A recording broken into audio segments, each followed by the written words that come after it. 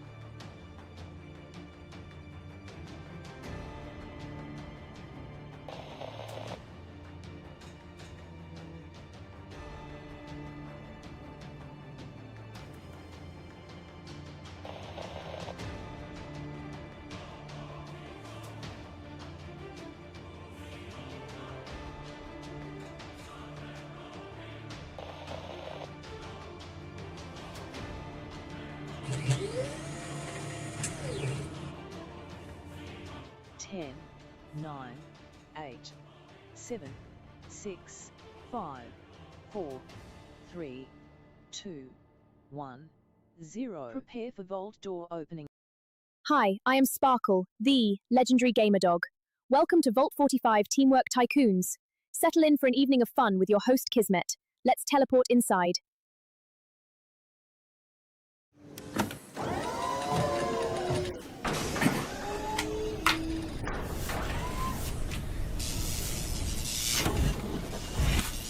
Hello and welcome, everybody. My name is Kismet. Look, there I am right on my own shirt. Wearing my yellow fedora. Welcome to the stream, everybody. Hope you're having a fantastic night tonight. We're going to play this awesome game, Satisfactory. That's right. We've been having a great time playing it, everybody. I just re-energized to play some Satisfactory. But we're getting to a point now, everybody, where we just got to set it and forget it, which is one of my favorite things. Now, put a 1 in the chat if you can't see and hear me. Going to show up, boom, right over there in the Tycoon chat. I know I got cool stuff. Just kind of rolls up, right? Pretty cool. And I even got the screen right there. Got the live game going right now. You can see our factory is cranking away. I can't wait to see how many it's gotten done while I was resting up, man. I crashed out, got up, went for a walk. Then I had some stuff to eat. And then right back here on the stream, everybody. I'm hardcore. Oh, I did have to take care of a spider for my daughters as well. Their spider got in their light in their room, so I had to go in there and do some like full-on Mission Impossible action. I cut up a piece of cardboard because one of those little lights, you know, that are rounded, has the little rounded covers that go over your lights. And so I cut up some cardboard so that I could take it out and then cover it up so the spider wouldn't come out of there, right? And so I had opened up the front door. I had done that. I got it. Whoop, went out the thing, down the stairs. And then I flipped it over like this, put it down on the ground, hit the top of it so it fell onto the thing, pull it up, stand on it, step on it. Straight away, everybody, wiped out that spider, everybody. That was a big Black Widow looking spider. I don't know if it's a Black Widow. I wasn't going to find out. I'm not a anthropologist or whatever it is that looks for spiders and whatnot. I am not into spiders at all, man. They're creepy as hell. As you can see when I play some Satisfactory and they sneak up on me. Spiders as well. But I did a mission of mercy for my children. So they could have that spider stop looking at them. They kept saying, Daddy keeps looking at me. And I said, I'll take care of it. I don't know what they're going to do when I'm not around to take care of these spiders and things, everybody. I don't know. They're off to college soon. And then they're going to have to take care of their own spiders and take care of their own stuff and do their thing. So, so pretty awesome. Pretty awesome stuff. Yeah. Let's see. My chat is doing something weird. Oh, there we go. I see Paul in there. What up, Paul? I see you in there before I got my chat thing going. And there we go. Let's see. Flat Earthers. I went to the International Flat Earther Convention the other day. Turns out they have members all around the world. Yeah, because around the world. Get it? There you go. That's because people can't think in more than one direction sometimes. They're like, well, it's all flat. Look, it looks flat. We've been to space. We know what it looks like. It's not like any big mystery, everybody. It ain't like no big mystery on how that works. There you go. The best of the time of night, I was rewatching this morning's stream, and I heard this coming on and thought something was off. What was off? What was off? It is the best time of the night. I was rewatching this morning's stream, and I heard this come on and thought something was off. Oh, you were watching the one from yesterday, and I just started up my stream. I see. I just got past phase 1 about 30 minutes on hard mode. Oh, look at you go, Bloodvein. Nice job, man. Nice job. Hope I inspired you to play some Satisfactory and have some fun. Yeah, man, hard mode is hard, isn't it? They ain't messing around, man. They ain't messing around with this mode, I tell you.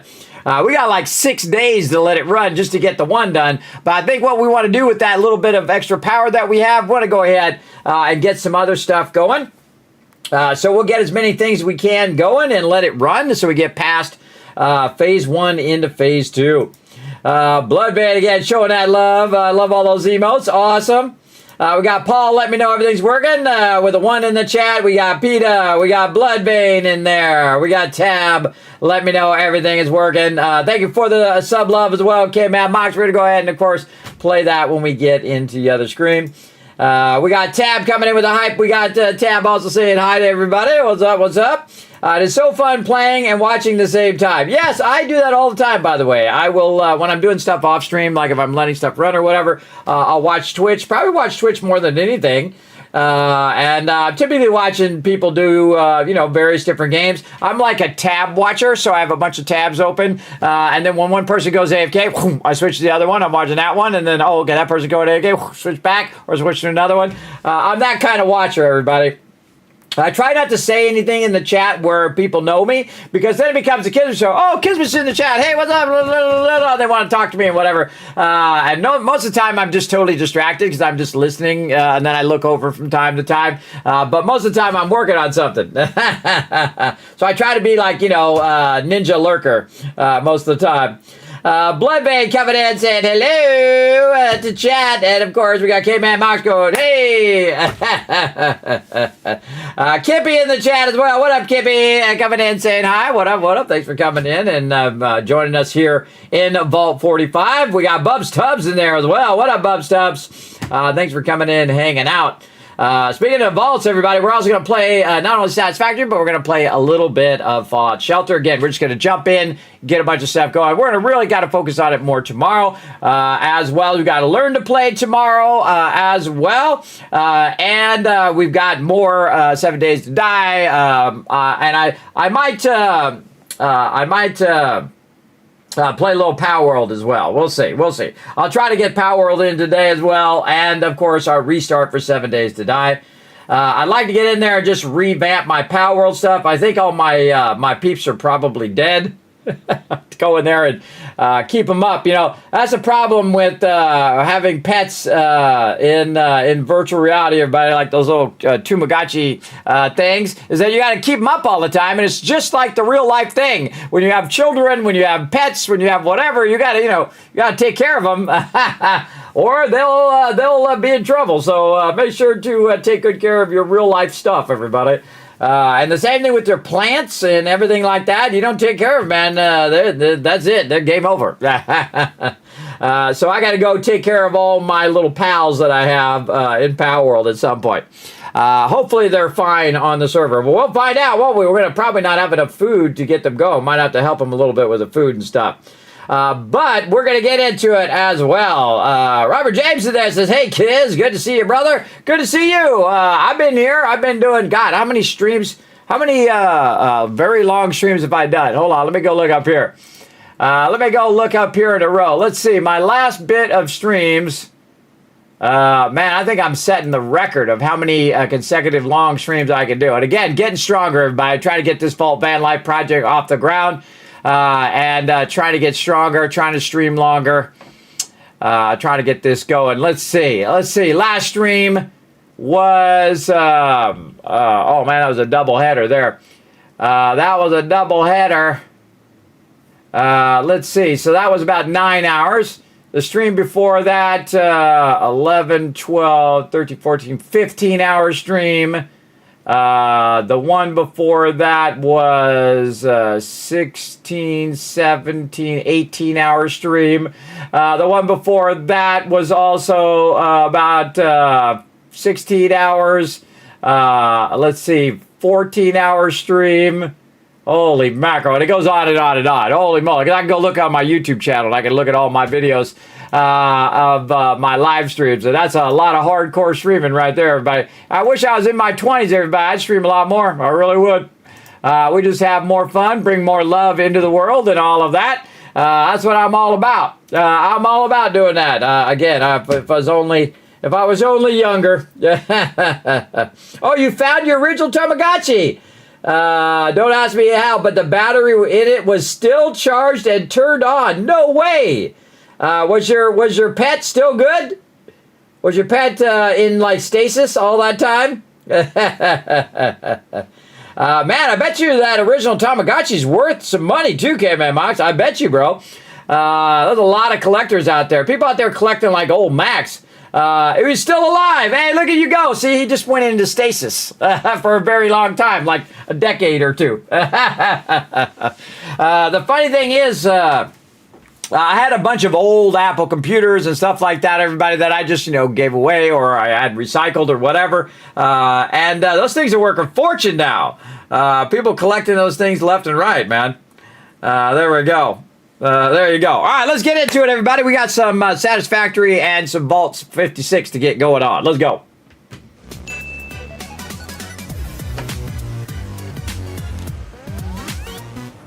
All right, here we go, everybody. We are back in game, and let's go ahead and check in on how many we got done. 37. Oh, here they come. Oh, hooking you up with some caps right there. You can thank Tab right there, blowing it up. Thank you so much, Tab, for showing love to the chat. Now, don't forget to go out and retweet, everybody. Make sure to go over there, hit that heart, and then hit that retweet button over there. It's actually, I think it's called repost or something now. Yeah, repost. Go over there, show some love on Twitter. We get 5 retweets. We're going to give you 1,000 kiss caps to everybody in the chat, because remember, we work together as a team and here. Now, we got up there, everybody. We are working on our smart platings. We actually have doubled up on our smart platings. And I got the spreadsheet off to the side here. I'm going to go ahead and type it in, 37,588. There we go. Oh, we're on fire! This spreadsheet's on fire. Now we're doing a bit of spreadsheet fun. I'm gonna zoom in again for all you peeps on mobile over there. You can see what's going on. All right, we've been tracking it here. So it was about 2 p.m. So that was about 8 hours ago that I checked it last, and so we're gonna go ahead and take this down here. It's done 2,764. And then I have a calculation down here that basically calculates how long that's been, roughly, which we could probably just figure out in our head because it's about 8 hours, duh. So it's about 8 hours right there, so we're just going to call it 8 hours. And we'll say it's 2,800 in 8 hours, so we'll just round it up a little bit.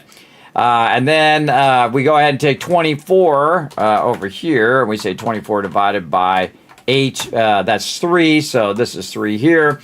So if we want to figure out how many it can do in a 24-hour period, we'll take... You didn't know we're going to go straight into math, did you? It's 8,400 per day. Okay, 8,400 per day. And then we need to know over here, over this way. And then this is going to... What? This is going to take... Hold on. This is going to take... What? This number minus this number. There we go. That's what we need. I'm going to move this over here, and then we got to readjust. This is 51. Oops. G51. Oh, it's G51. G. There we go. Okay. Maybe not. G50. This way. All right, there we go. Okay, not what we're trying to do. When you move it over a column, it messes up your calculation. There we go. All right, so we have 65,000 left. Okay, that's what we're trying to do. This one divided by this one is 7.7 days. Okay, so that's more like it. So we had calculated about 6 days before, but this is about 8 days it's going to take if we just let it run. Because remember, it's got to get up to speed, and there might be some excess that is running, and then that number is going to go up and down based on how long it goes. So 7 real-life days, or 8 real-life days, we rounded up, that it's going to take to do that 100,000. And that's just the thing. Now, we could try to double it up, and then it would take half that time. But it's good. We'll let it run. We'll let it run and have some fun, as I like to do. Now, what I want to do here is just a little bit of work over here toward the versatile framework. We go into versatile framework here and we look at the modular frames and the steel beams. We need to backlog a bunch of those and run it in the assembler, or we could just go ahead and have it start to convert that stuff now, since we do have a bunch of these backlogged, and we do have actually that production running. So we can go ahead and go to this side and do a little bit of work just on versatile framework, since we have the stuff over here already being produced. So again, if you already have it being produced, you can just get it going. Now, I think the smart thing to do is to just go ahead and give its own thing over here on this side. And again, I like to put a box in there as a buffer, and then also so that it can do extra if we wanted to. And this is going to be like the easiest build time ever. We don't need to do a big old spreadsheet. We don't need to do all of that. We just want this to run in tandem with the other one. And I ran out of time to do it earlier, so we're going to do it right now.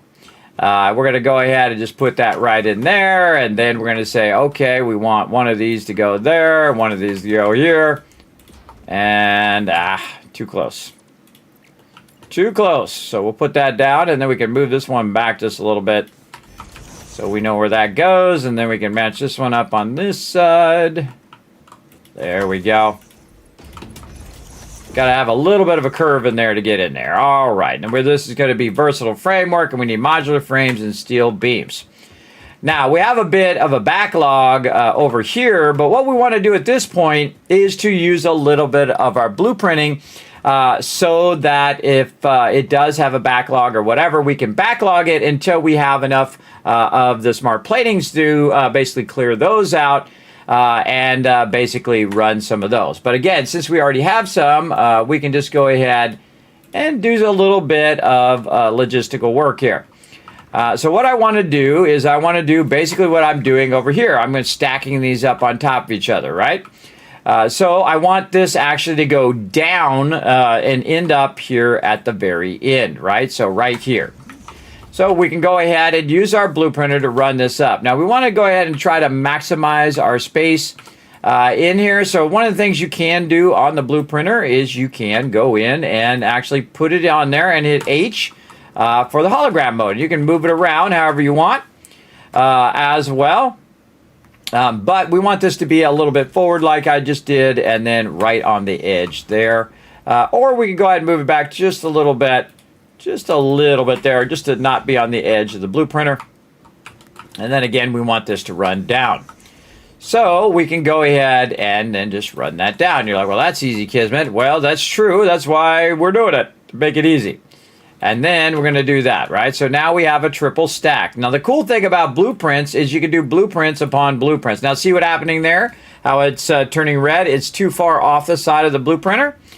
So we know we got to move that back just a little bit more, maybe back to about that line there.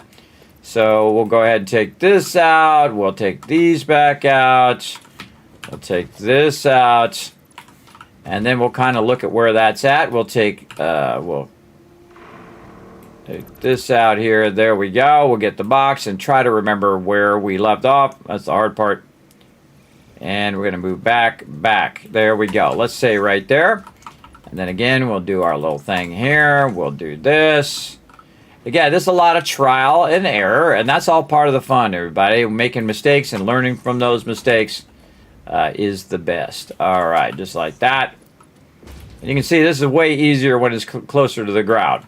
And then I don't have to do that over and over and over like you saw me do manually before. We're all good, right? So now we can go ahead and feed stuff in the top, and it will work its way downward versus working its way upward, which is what it's doing over here and over here. Look at how many of those we have. We have a lot of those over there. Now, one of the cool things about running stuff on a server is that it is going to massively backlog and then turn itself off. Great example, if we go over here, we can see that these are all yellow. That's telling you, hey, it did a bunch of wire here.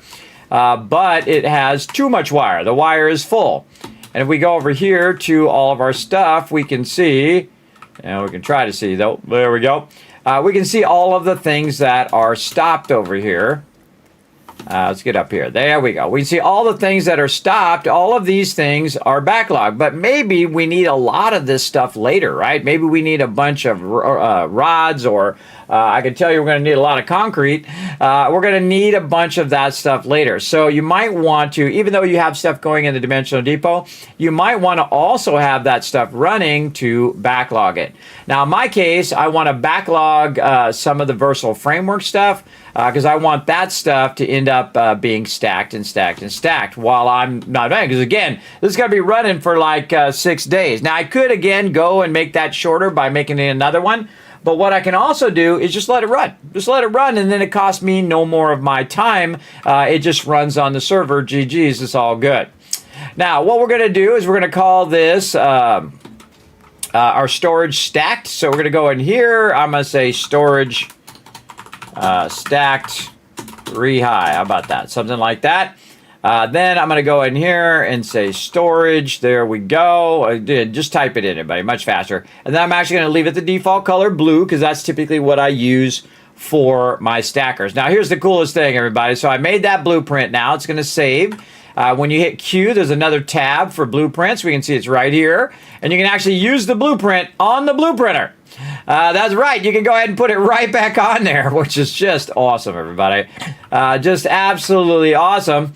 So now, boom, now you got 2 sets of it. And then you're like, hey, you know what? I want more in there. And now you got 3 sets. And you got 4 sets. And you got 5 sets over here. Oh, I'm out of, I just used up all the rods real quick. I just used them all up. That means they're up at the top and no longer down here at the bottom going into Dimensional Depot. And we're going to fix that. That's why we're running them down instead of up. Oh, I just thought of something. Oh, we could put the Dimensional Depot at the bottom. Oh, so it's running down, and then the last thing it does is go in the Dimensional Depot. Oh, I don't think I've ever thought of doing it that way. Yeah, have it at the bottom instead of at the top. But then you can't do the little thing here, though. That's how it goes. That's how it goes. But I could also put it on the side as well. So as you can see, everybody, we are trying to do that. Now, we got to go get some of our stuff and run it back down the bottom. Let's see, over here. It turned around to my own base. All right, there we go. All the way at the top needs to go back to the bottom now, so we can use those. That's funny, because what I did is I ran them to the top, and then them running to the top made it where I can't use them at the bottom. But that's okay. We'll go find some of these plates. Right now, we're making a lot of rod. Oh, man, look at all those pipes it's made in 8 hours. It's made a lot. We'll just grab a bunch of these, and then we'll dip off the side, use our parachute, get down, and then we'll put a bunch of them in here, and then actually take some in my inventory while it puts it in the Dimensional Depot. Because it's going to go right there and run those in the Dimensional Depot, and the rest of these are separated now. We'll go ahead and fix that as well. That's one of the things we do want to fix using our stuff here. Now, do we want these to be connected to each other is the question, right? Now, I've done this as high as I can. Remember, this is... Hey, what up, Bruni? Remember, this is this is the smallest of the blueprinters, so you can only get away with so much. But again, we can go ahead and use blueprints on the blueprinter, which I think is pretty amazingly awesome, personally. And I always hit the hologram just so I can compare them to make sure they are lined up to each other like that. And again, there we go. Now we got a lot of storage. Now we can also go back here and add more storage if we want, but I think that might be enough. It depends on what you think is enough. And again, we can actually have these chained to each other as well. Remember, it's working downward, right? So if it's working downward, we could take this one and then run it and then make it an input up at the top and so on. So what you'd really want to do is have these go one way, then the other way, then the other way, then the other way, right? Now, another cool thing, if you just put them on there, you can actually take them out like a blueprint as well. So it takes them all out at the same time. So you can go in and adjust that. And you say, okay, wait a minute. I want this to be the very last one. The one on the right is where it's going to end up. And then everything else is going to store in sequence. And this is what's so cool about the blueprinter, everybody. It is awesome. So we're going to turn it around the other way. Make sure that we line it up this way. There we go. To make it a bit easier for us to transition out of the one at the top into the one, or out of the one. This one's going to go up, and then out, and then into the back of this one, and then this one's going to come down like this. So this one's going to go across this way, right? Yeah. So this one goes to that one, and then on the other side goes to that one. So we want to take this top one here, which is an output going down. Oh, we want to reverse the direction. That's what we want to do. Because this is going to come down. Yeah, the first one down, up. Oh, no, it's got to be up, down, up, down. All right, there we go. Now we got it. Okay, so let's do that. Oh, let's get the blueprint. There we go. Again, the blueprint will take the whole thing out in one shot. Very, very cool. Okay, so we've got to do it the opposite way. So, what can we do? Oh, wait, I could have just left it. Hold on, let's do this. Let's try this out. Let's go ahead and put this in. Again, make sure that they are lined up. The blueprints have trouble lining up to each other, I find. See how the things kind of offset from each other. So we are going to reverse it. We're going to take this part out. Got to wait for it to fully load. There we go. And then all we have to do is reverse the direction of these connections here. So this one is going up. So it's going to go in from this side, and then it's going to go up here. Like this. There we go. And then this one up to there. And then this one across into there. And of course, we can also put another input in there at that bottom part. So we have two inputs in there if we want, but our input actually is going to be over here on the right side. And you're like, Kismet, why are you doing this? I'm doing this so that ultimately you can see a little bit about blueprinting and how to use blueprints to do blueprinting, right? So now we're going to say, and this is going to be a double, right? Double. So it's stack 3 high, double, right? And then we're going to save that blueprint. And then so we've done this. We already set this up. Well, guess what? We just did some of the work for the next part, right? So we can then go ahead and get the double right here. And then it just did a whole lot of the work that we just did, right? So we can go ahead and do this. We can move this over. And now we have this whole thing again. Again, very cool the way blueprinters work if you think of it in this way. In the ability for it to take it, run it here, right? So it's going to go back down right here, up this one, and down this one, ultimately ending up over there.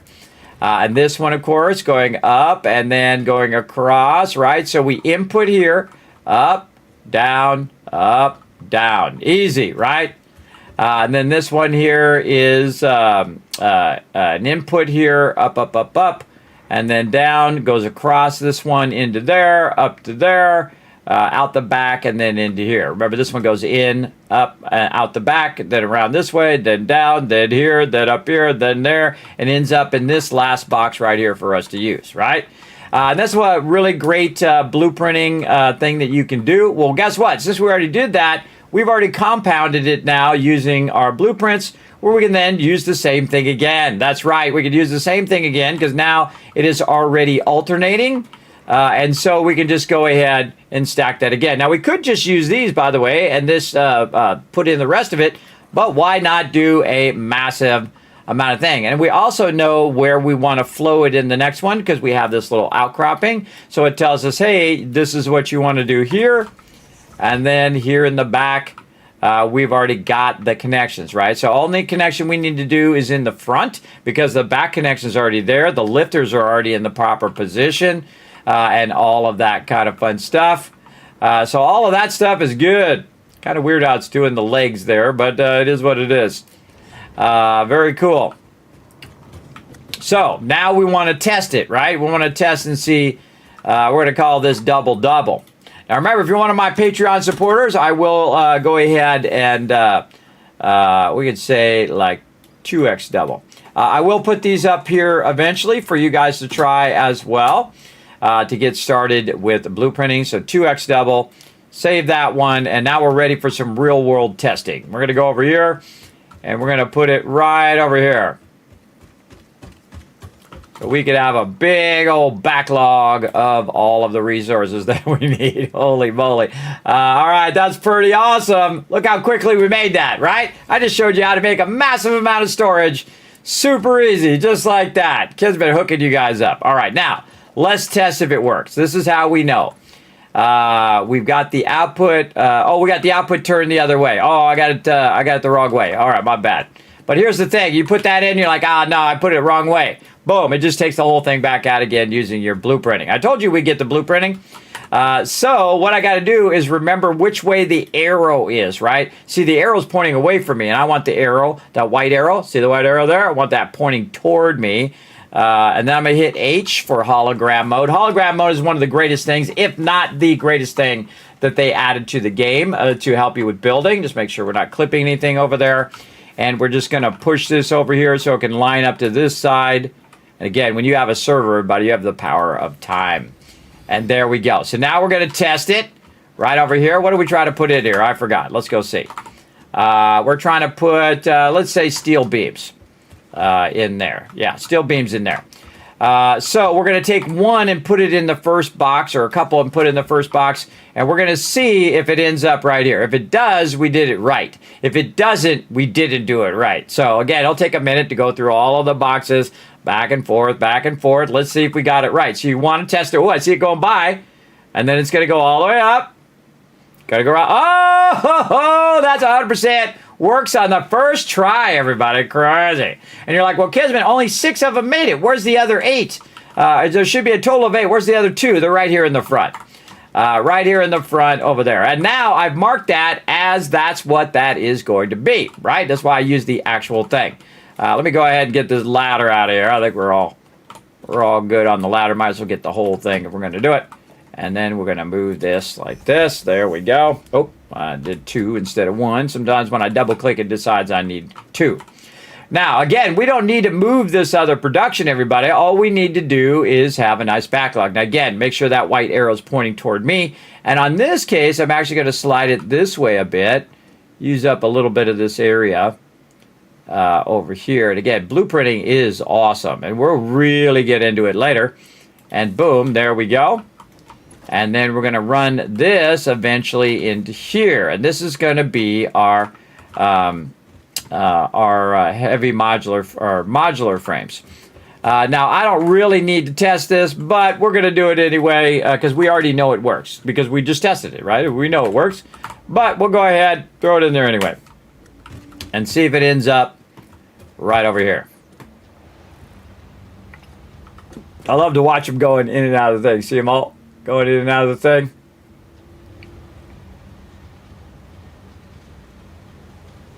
So then you can also see if it's actually running those too. See, it gives you a little bit of visual on each of those, whether things are running and whether it's working on those. And then here they all come over here. And then again, we're going to be -2 because the other 2 are in the front. But now we know what we want in that spot, right? And then these are going to disconnect here and here. Now, we learned that if you go to the end of the process and you go ahead and use your submerged loops, that is way better than creating a whole nother line of that particular process. So we are definitely going to use our submerged loops there. And so what it needs is it needs 60 steel beams per minute, and it needs 5 modular frames. Now, we need to get those steel beams over here so that we can go ahead and backlog those in here. So we know that down here is actually our input, and it's going to go up and down and up and down. So what I'm going to do is just go ahead and decide whether I want to do the bottom or just go straight out the top here. Let's just go straight out the top like this. And there we go. Now we have a lot of resources way up here at the top of these. So I'm going to go ahead and tap into these resources as well. Oh, I know a better idea. Yeah, better idea. Okay, here's what we're going to do. We're going to go over here first. And what we're going to do is we're going to take one of these out. Boom. Boom. This goes way faster than letting it run. Okay, there's nothing in that one. And we're just going to go until we hit one that fills up our inventory. Okay, nothing in that one. And then this one. Okay, there we go. Inventory filled. Right there. And then we need something else to fill our inventory. Let's say some of this. Okay, we got a nice full inventory now. And so we're going to go over here and stand right here in the front. Because I was going to run it from over there. But what I'm going to do is take this back out. I'm going to take this out. What else we got over here? Let's take this out. Oh, and there we go. So we just took all of this out of here. This is now in this box.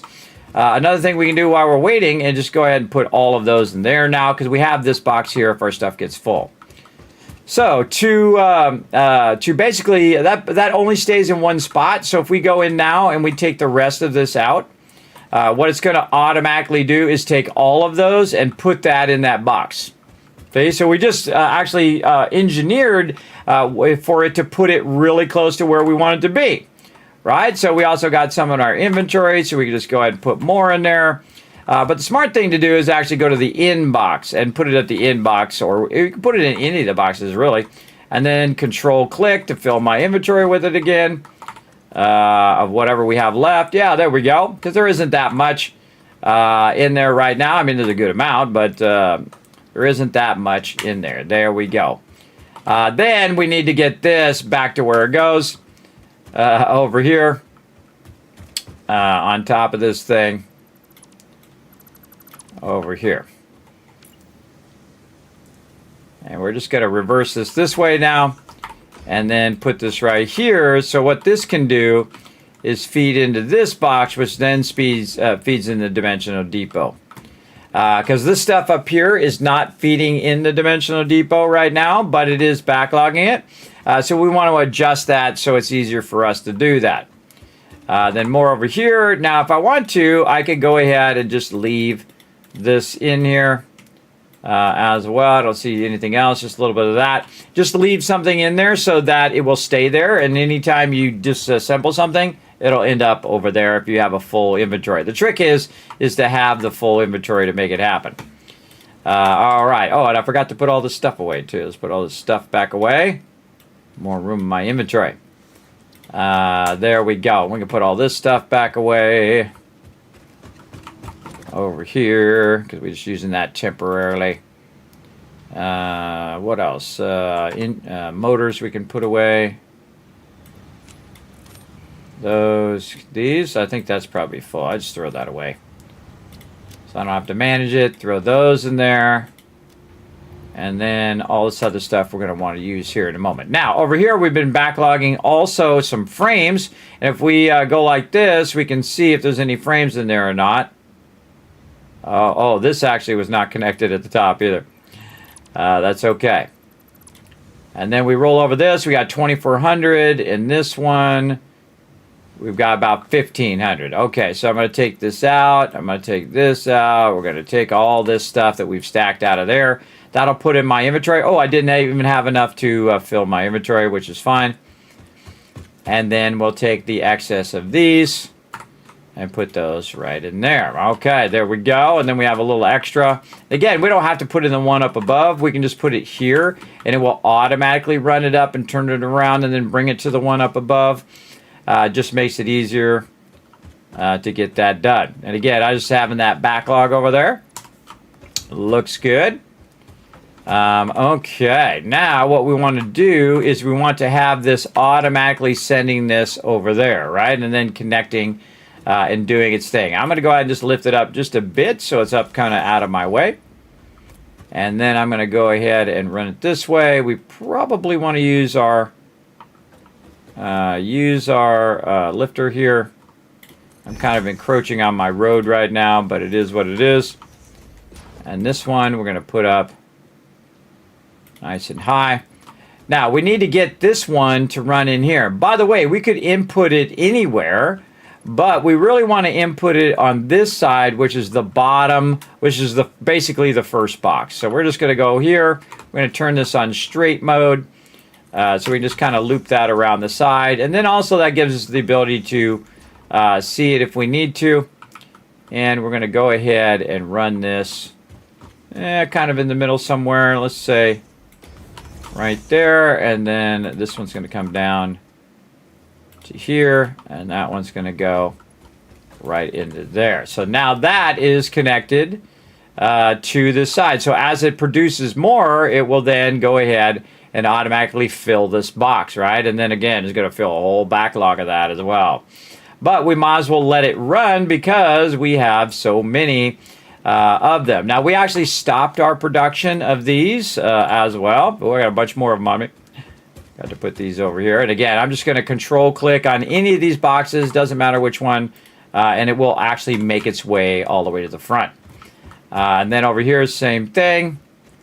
Put it in any of these boxes and it will make its way to the end, which is awesome. And again, I don't have any production over here, and I can see that this is kind of stopped, not really doing anything over here. There's nothing in that one. This one over here has a bunch of this, so if I do need any Nobilis, those are good. Over here, I can see that the steel pipes are running pretty slowly, meaning that it has used up all of the excess coal that it had over here. So as it's getting a little bit left over of this iron ore that is not being used up over there, we have it diverting over here, which means that it's probably emptied out most of the stuff over here. Let's go take a look. Let's get its load balancing all of that. That one's pretty full. That one not full. Oh, not full. Okay, that's what we want to see. We want to see it not be full. And then this going back over here. This one here. Oh, that one's very full. And this one's going this way, but is kind of blocked by the fact that that belt's pretty full. So we do have a bit of a big backlog there, but that belt is way too full to be able to... oh my gosh, just stand on the top. There we go. Way too full to accept that merge, right? Because we have all of this backlogged in here. And so we really want to make this merge a little better.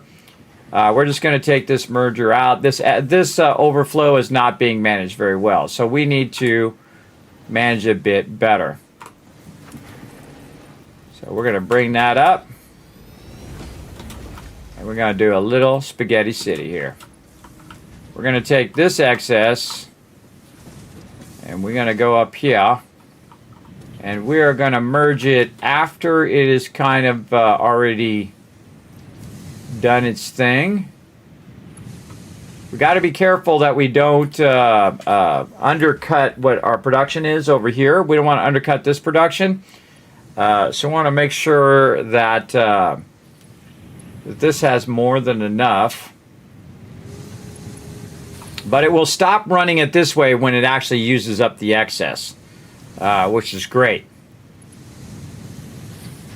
So, yeah, I think we're good. Again, this is feeding back. So I think we're good just to run this across. Now, this is called spaghetti when you're just running it however you think you should run it.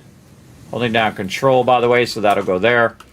And we can see that we've got a little bit of this coming off of this line. And we've got overflow coming off of that line. We have a merger here, but I feel like I'm just going to go ahead and put another merger here. Just to go ahead and merge all that together. And then take this and run it in there. So better that we put the excess here where it could the line can handle it. The line could not handle that excess run back there. So we definitely need to run off this. Now, something else I could do while we're waiting, and would probably cause this line to eventually stop, is just to be the fastest belt it could be by taking all the stuff out. There you go. And then we'll see this actually not divert as much over time because it is trying to feed as much as it can in there as well. And then this is also feeding back. And eventually this will all balance itself because that's the great thing about a smart splitter that's doing an overflow is eventually it will all balance if you've done it right. Now again, this is going to start making more steel beams over here, but what I wanted to do now is basically backlog a bunch of steel beams, which I've been doing, and then switch from steel beams back to, or steel pipes back to steel beams. So we can see this is running some iron ore through there, so we're just going to fill that up with iron ore, and it will burn up that excess. Now this is all back up to full working, so we'll get this one up here so we can put the rest of this in there. There we go. And so that's now back up and working. But we want to go ahead and shift it back to the way we had it before. So this is going to go here, and then this is going into this one, but we want to go ahead and switch it first before we do that. Let's go back here. Let's cut this line. Let's go ahead and tell it now we want you to be back to steel beams because that's what we need for our versatile framework. Again, notice I'm using the stuff that I already have. So this is already costing me power already. So basically, it's going to cost me no more power to do versatile framework than if I had just built the whole thing again, right? Other than the assembler, of course. And of course, we can go in here now. We want to make sure that we do pull this out so that it doesn't take this and run this all the way to the wrong spot. Now we'll go over here. Now that the excess on that line is taken care of, we're going to go ahead and run it back to this side. Over here. There we go. And that's now going to run our steel beams over there. Now we also have another production going over here, and this is our steel pipes and steel beams. So we're going to go ahead and take out the merger. We're going to take this out. We're going to stop this from going. We're going to tell this to be steel beams. Okay, steel beams it is. And then over here, when you switch this, by the way, you notice, watch the steel pipes will drop in my inventory. Boom. So they drop my inventory, so that you know it's not going to run those out. And then this goes into this box because this box goes to where my steel beams are over there, right? It's going to go down and it's going to go over there. Though I could just divert it all and run it to the thing, I do want to have some backlog in the dimensional depot for me. Then we're going to go ahead and go this way. We got to cut this off for a second so that we can go. Make sure there's nothing in there. And then go here. And so we can put a splitter there. And, oh, I actually don't need a splitter. I can just put a merger here. Merger there. And then take this out. Take that out and just go like this. There we go. And so now those are all back to working on steel beams. Now steel beams, you can see they need 120 per minute. And I can tell you that all three of these just equals 120 per minute. Now, do we know? We can go and say 40, 40, and 40. Now, there's a little bit of extra going on right now, so we can go ahead and put those extra in there, and those are going to go ahead and split between there, and to kind of burn up the excess amount of them I have right now, because I got a little bit of an excess. But what I don't need is I don't need 2 of these running, right? I don't need 2 of them running because, and we can see we don't have that much of an excess, because this is going to take up 120. So if it's taking up 120, I only really need 1, right? Because I only have 120 coming in. And so this is just going to start and stop and start and stop. And we don't need it to do that. So we're just going to flip that off. In fact, even better than flipping that off, what you can do is to leave it on and just take out the belt right here. Now, 100% of this is going to go right into there, into this one right here, and then it's just going to crank. It's just going to make a massive amount of steel beams and be very, very focused on those steel beams. Now, back here, same thing. So as we're going through, we can see that this is 40, and that'd be 80, and that'd be 120, so it's producing 120 as well. So if I do this, it's just going to be split between the 2 things. Okay, thanks for letting me know. So I'm just going to go ahead and take that out, and then this will just basically get starved for resources. I can also take any excess resources, throw it into that one, just so that one doesn't have any problems running. It'll have excess. Let's do the same thing from over here. And now it's 100% focused on getting the job done. There we go. Put those in there, let it run. Getting the job done, so it's doing like 60 steel beams per minute right now. Pretty sweet, pretty sweet. Using the excess from over there. And it will burn through all that excess eventually. And as that side over there equalizes, then this will slow down over here because it won't have enough iron ore to keep it going, because it won't have enough over here to keep it going. It needs about 240 for that to run at full speed, because we got 80, 80, and 80 about that. But you can see that it has a pretty good amount of iron ore being run in there. And this one at the end is the one that's going to take longer. The one at the beginning is the one that's going to overflow. Then we're going to have overflow here eventually. Probably could go ahead and prime these a little bit by taking a stack. And just to speed these along, I can go in and I can fill that one up. And then this one here, I can fill up, and I call those priming or supercharging those. And now you don't have to wait for the manifold to catch up. You can just put them right in there. Boom, they're good to go. And if I have any excess, I can just put it right back in the box, and it will go ahead and use that up. Very nice. Okay, and again, now we have that excess being used for the versatile frameworks. Look at all these storages. Awesome. Okay, now we need to get all of this to actually backtrack back over here.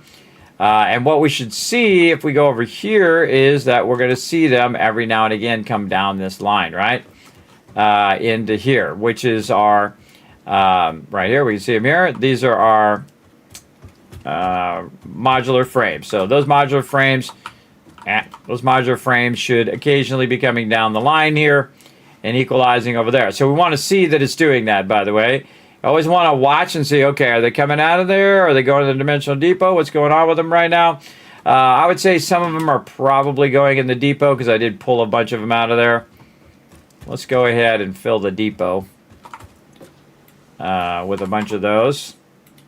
Modular frames. Okay, they are full now. Okay, cool. So we should see some of these coming out of here. Probably missed them. They probably just went by.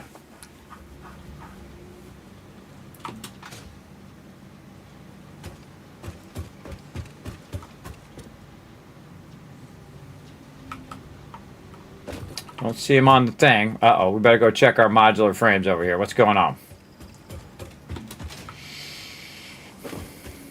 Reinforced iron plates look like they're working. What's the problem here? Rods. Not enough rods.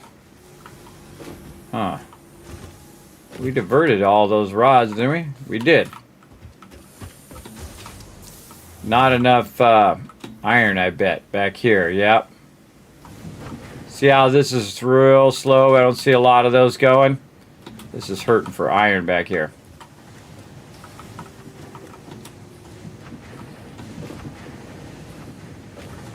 Oh, yeah. Okay, do we got any iron nodes over here that we're not using? Let's go see. That's deuterium there.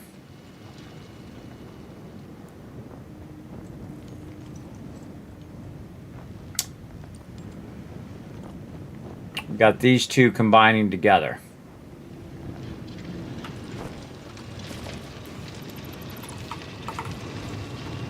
Yikes. Okay, that's an impure node. And this is a normal, I think. Yeah, this is a normal. Okay. That's like 180 coming out of there. That's not good. What else we got nearby? Let's just go ahead and ping our iron ore. I think we have one on the other side as well. Yeah, which ones do we not have tapped, though? No. Okay, we got a bunch this way that are not tapped. We have some up the way here that we're not using. Now, I could go try to find pure nodes, and I could run them clear across the thing. But what I need is just a little bit more to get that going. And the best thing to do is to use pure nodes, because those are the most power efficient. But if you've got some nearby and you don't want to take the time to run it, well, it'll be less efficient, but it will be more time efficient. Go see what this is over here. Oh, an impure. So 60, 60, 120 would be 240. 240. Okay, actually that's exactly what we need. So this is going to be a little bit of a waste power-wise, but time-wise, it's going to be awesome. Go ahead and start that up. And again, this is a level 2, so instead of 30, it's 60. And then we're just going to fully just run this underneath there. And we could run it up here at the top, but I'm leaving that for other stuff that we're going to run. So we're just going to run this up the way. Again, it doesn't need to be fancy every single time. Remember, you're just trying to get it done. And take your time into your consideration as a precious resource.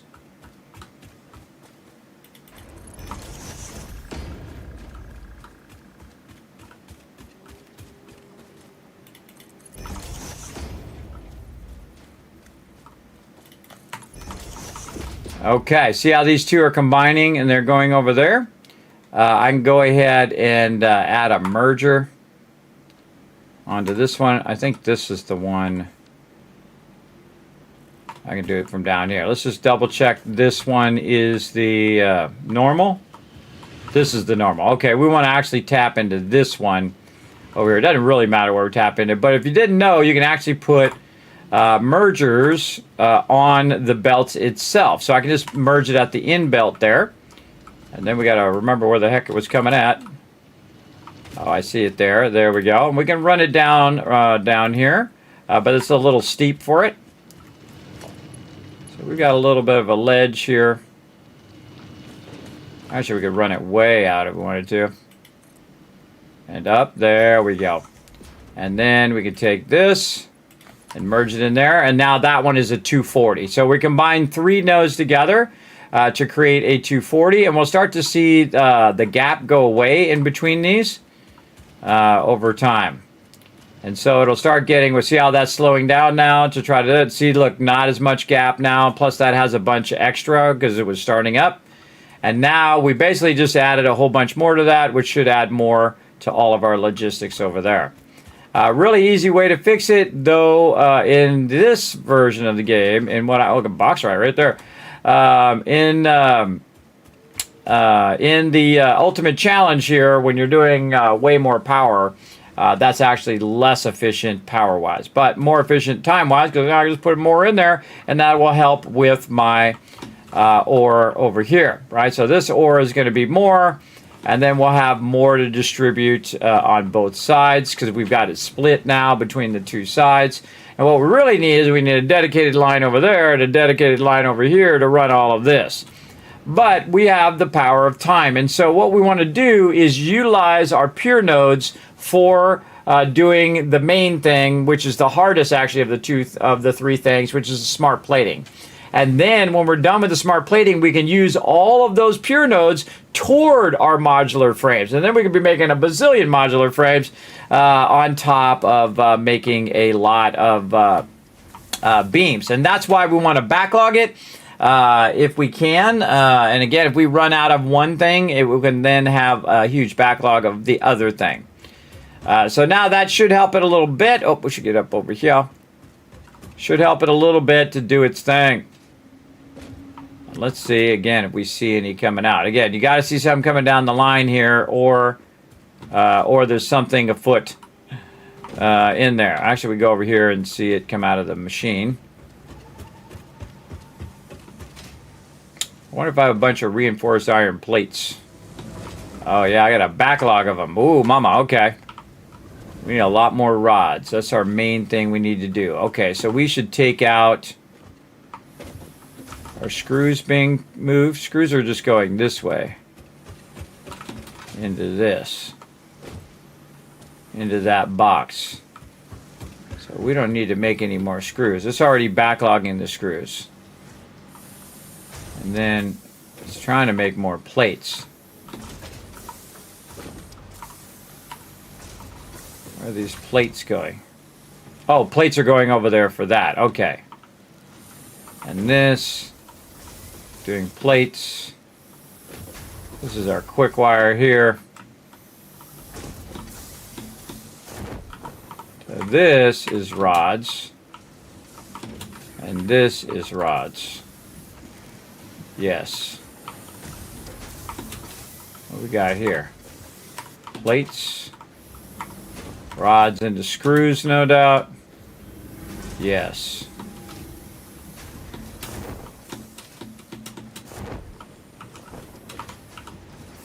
Yeah, this one right here is struggling. Over here. Check this out. Even though it's a huge waste of power, let's just make our job a little easier. Boom. See, we're hurting for rods, so the thing to do is to double up on the rods, and it'll make 30 instead of 15. So we want to get that going over there. There we go. Now, we have enough of the plates, so I don't really need that many plates over here. And I can see I'm diverting and merging this in here. And what I really want to do is do this and merge a bit of this over this way.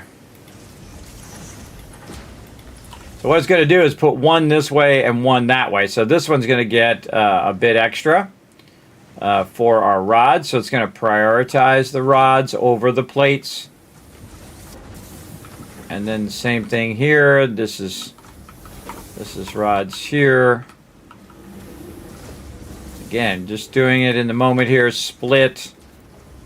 And then a merger.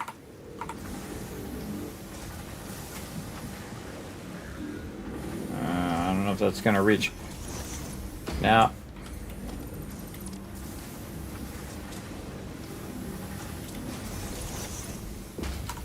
Close.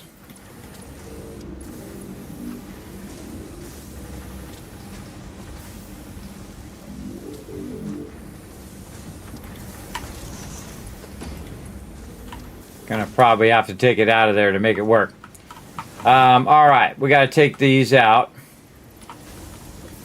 and this out. I think we can go ahead and take out all these smart splitters because I had a bunch extra, so I was distributing them like this. So we're gonna go ahead and just do a splitter there.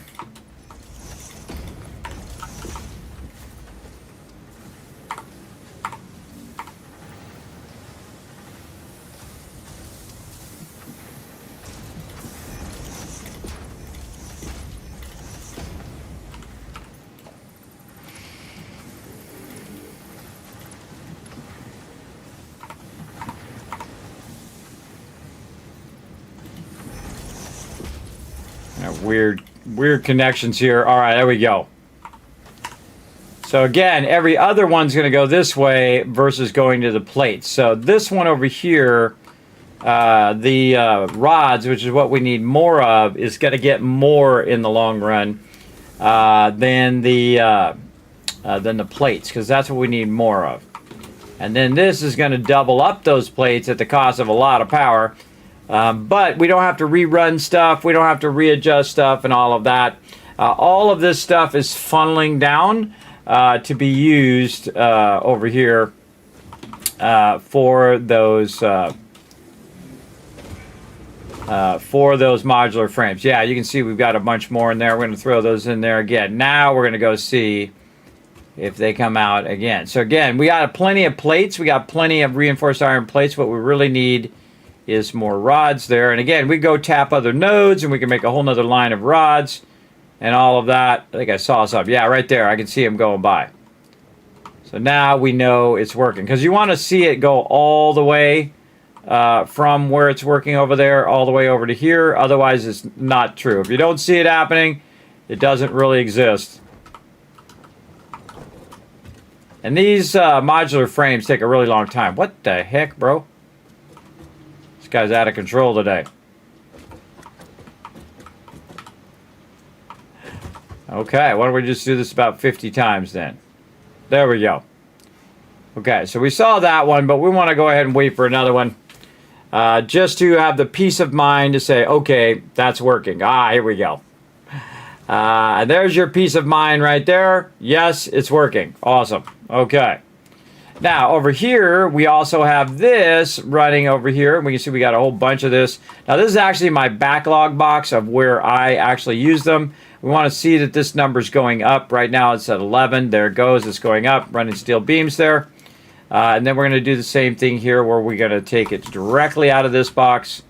And we're going to try to tap it in here somewhere. Maybe we want to bring this out just a little bit further here. There we go. That's why I have these boxes here, not only for my use, but also so I can divert them wherever I need them to go, like right underneath there. Very nice. And then we're going to go ahead and just line this up. Like this along this edge.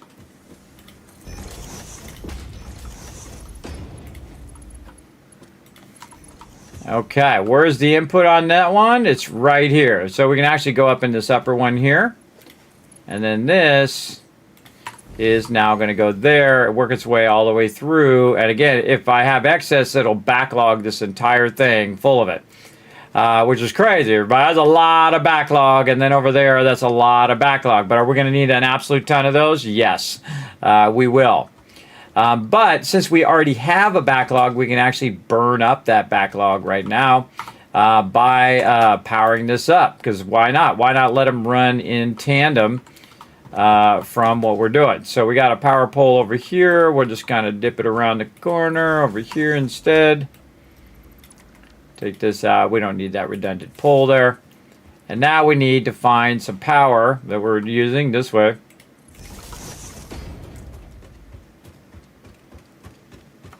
Say right here and up there. There we go.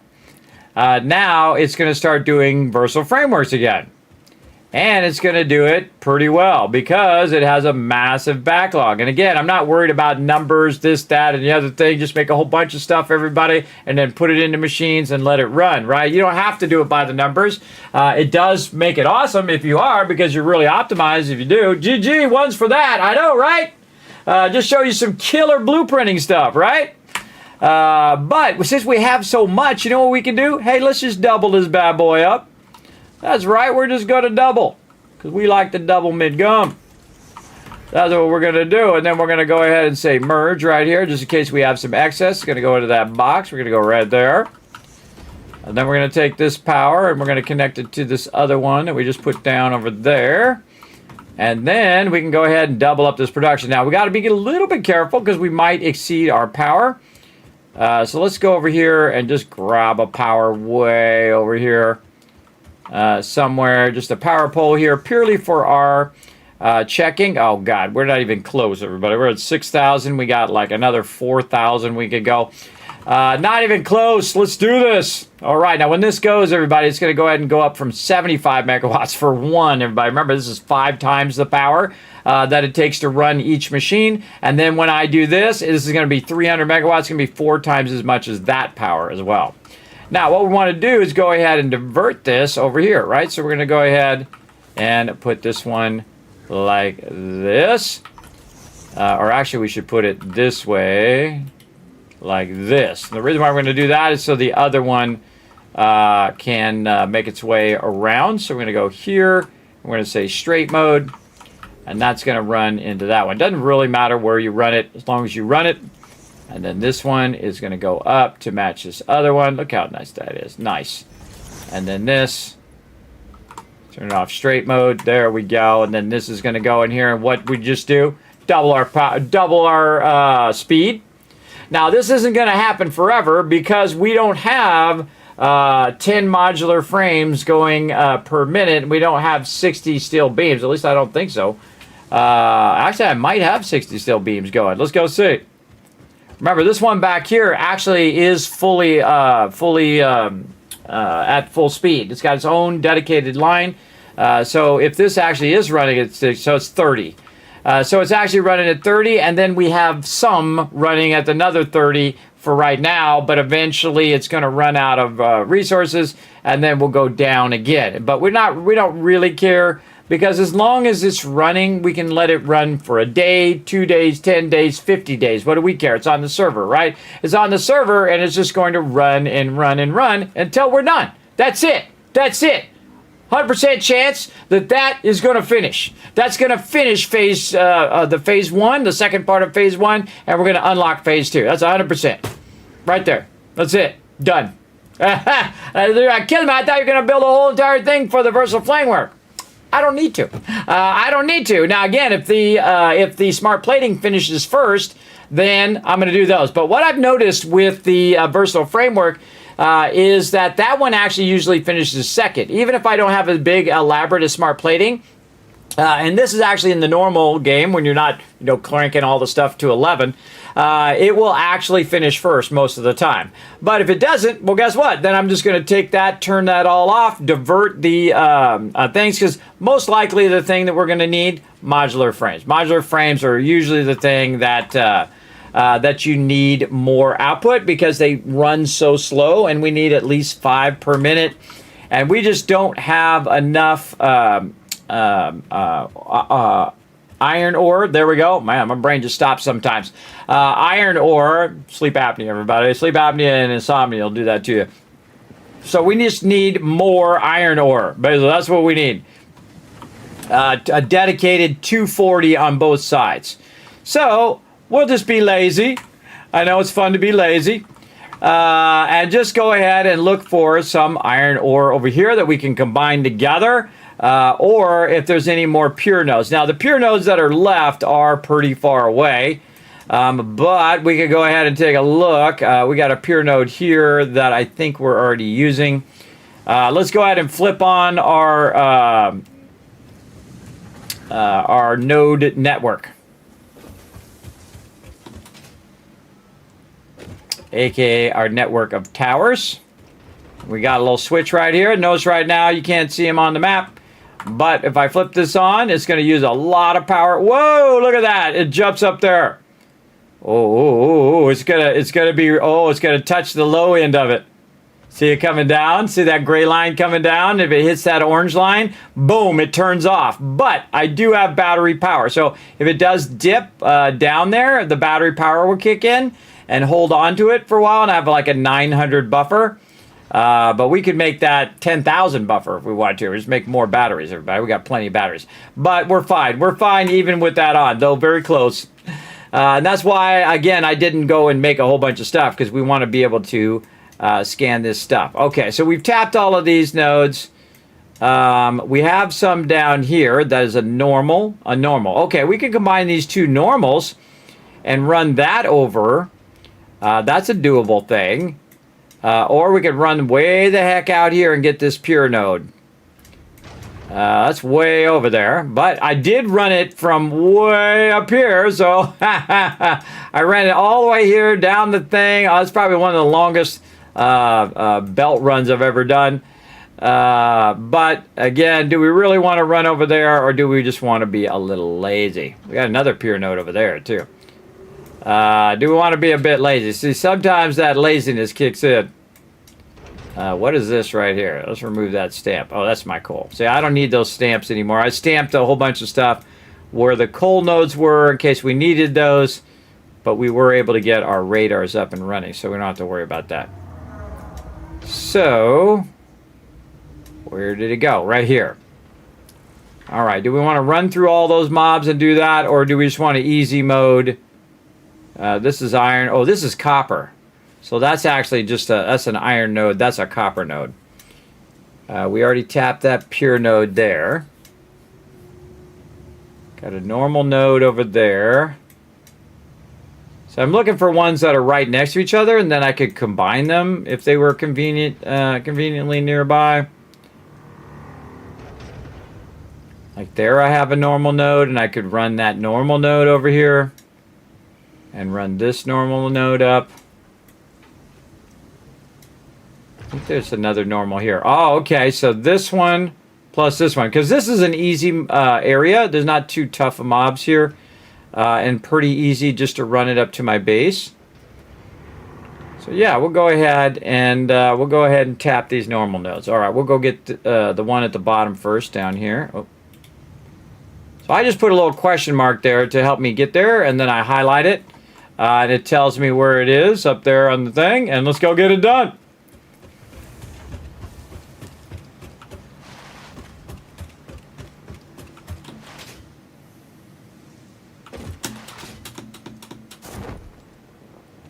Using my parachute. This is just as fast as running. Just holding down the shift key to go a bit faster. Doing my thing. What up? What up, Iron Master? Thanks for coming in, hanging out. GG's, yep. What up, Tab? How are we doing on this retweets, everybody? Don't forget to follow this link right here in the chat. Go ahead and hit the like button, hit the retweet button. We get to 5 retweets. We're going to give you guys a bunch of love in the form of Kiz Caps that you can use for giveaways and other fun things like that. All right, it's right out over here.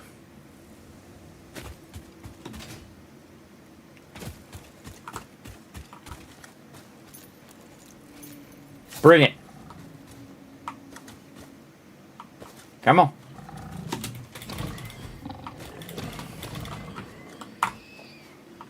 All right. Normal node. All right. And again, we're just worried about more about time than anything else. Now, this is a bottomless pit right here, so watch out for that. And we're going to take this. We're going to run it this way. Now, to make our job a little bit easier, we're going to go ahead. Oh, we're going to go over here first. Make ourselves a power pole. Then we're going to make ourselves a big boy power station here. Like this. As a backup. And then I like to put it to the power pole first in case I need to put some other stuff here. And then we good. And then we're just going to run it across right toward that area. Probably through there. There we go. And then we'll grab this and we'll run this also. And we can run this really far. In fact, we want to turn it this way. Like that. There we go.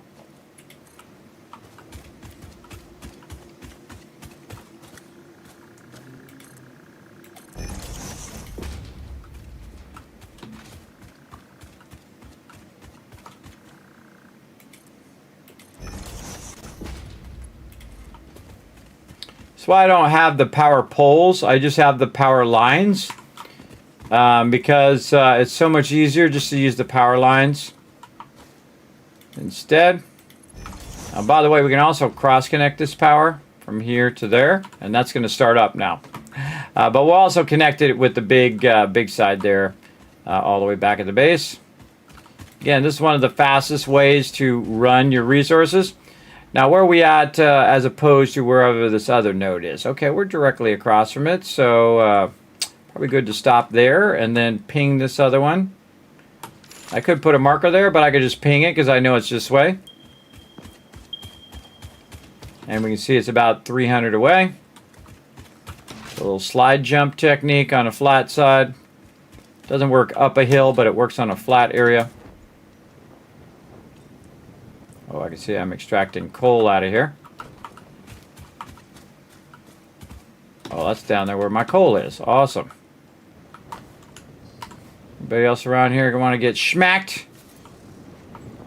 Oh, apparently I already took care of this baddie. Now you got to take the top of it off so that you can put your extractor down. I won't tell you how long it took me to figure that out.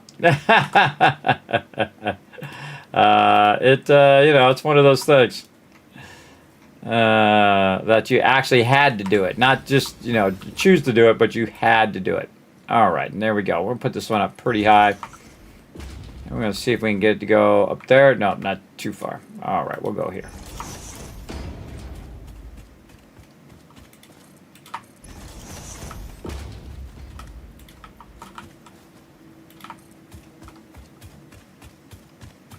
And I left the question mark there so I know which way I'm going when I'm running this. And we want this to go under this one, so we're just going to dip it under just a little bit. There we go. Again, we're just kind of running this willy-nilly all over the place. That's how it goes sometimes. Well, before I get too far, I should connect the power. That would be super useful.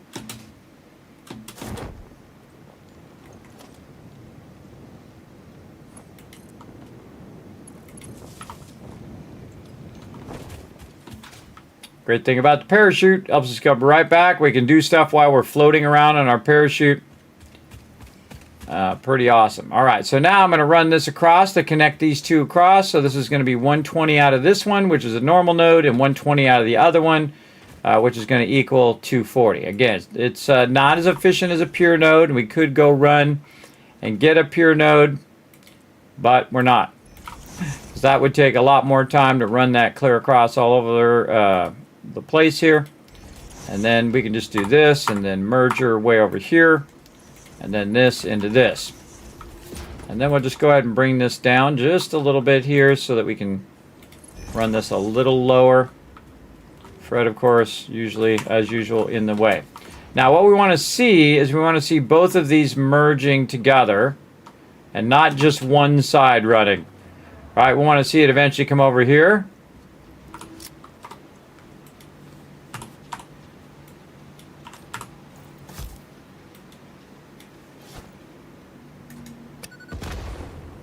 Get out of there, tree. You're in the way. I wonder if I should just load one. There we go. And then do this. There we go. All right, here it comes. Now, some of this is going to backlog in the extractor, but we want to make sure that it is coming all the way down and merging together in a way that we can go ahead and use that full amount. And so here we go. You're like, Kismet, you're running lines all over the place. Man, I hate that spaghetti. Oh, well, you're going to have to deal with it. I use all techniques. Now, the biggest problem with this is that you're going to have to come back later and deal with this. I mean, you're going to have to take this out. Or you can just ignore it forever and never have to do anything with it, which is probably what I'm going to do with it.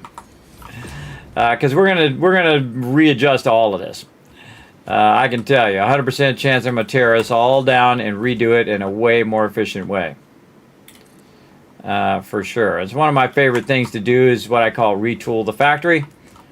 We tooled up again. Now look at us using our stackers over here now. Look at that, making it nice. Again, if it can all fit on one belt, run it on one belt. It's just less belts you have to upgrade, less belts you have to manage, less belts you have to run. And eventually a lot of this stuff I can condense down onto one belt as well. Okay, so where are we trying to get this? We're trying to get this up here. Now currently we have this coming up and splitting. We need ourselves a ladder right here. So we can go up here and see what's going on with our iron ore. So we have this coming up here, and then yes, we're splitting this line to go over here as well. So what we want to do is remove the splitting of our iron ore, which is what that is, yes. We can just take all this out. Now that's got a 240 line for itself. And then we're going to take this and we're going to bring it down just a little bit here.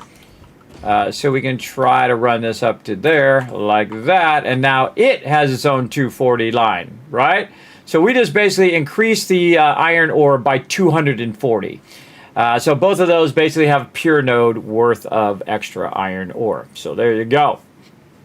Awesome. And for whatever reason, if it does have excess, another ladder right here. If it has any excess, it'll take that excess and use it on our steel beams over on the other side, because we have smart splitters that are smart splitting it over here. And if it says, hey, I got too much, boom, it's going to go up here and help us with the other side that we need, right? Because what we need here is we just need the modular frames. And then if it does backlog, if it backlogs all the way back, it has too many plates, too many rods or whatever, it'll backlog it back and then use it for what we need over there, steel beams. If you have a backlog of modular frames, then that means you need the steel beams more than the modular frames, because that means the modular frames are backlogging somehow, and the steel beams are not being, enough of those are being made so that they're being evenly burnt up, right? So we just load balance in the entire thing together. We just load balance not only the smart plating, but we load balance the versatile framework toward each other, and we load balance the versatile framework and the smart platings with each other again. So we did all of that earlier, and a little bit of that right now. So there you go. That's all I need to do. And that'll just run and run and run. Again, it's going to really increase production of our stuff here, and then our stuff over here as well. So good stuff.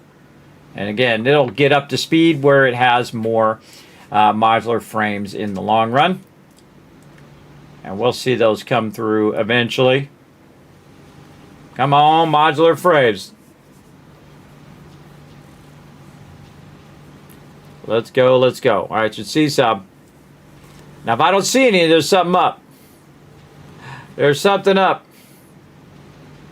And this will definitely take a minute for it to get all that through all the system to make all of it. There it goes. Again, you want to see both of those running real consistently like that.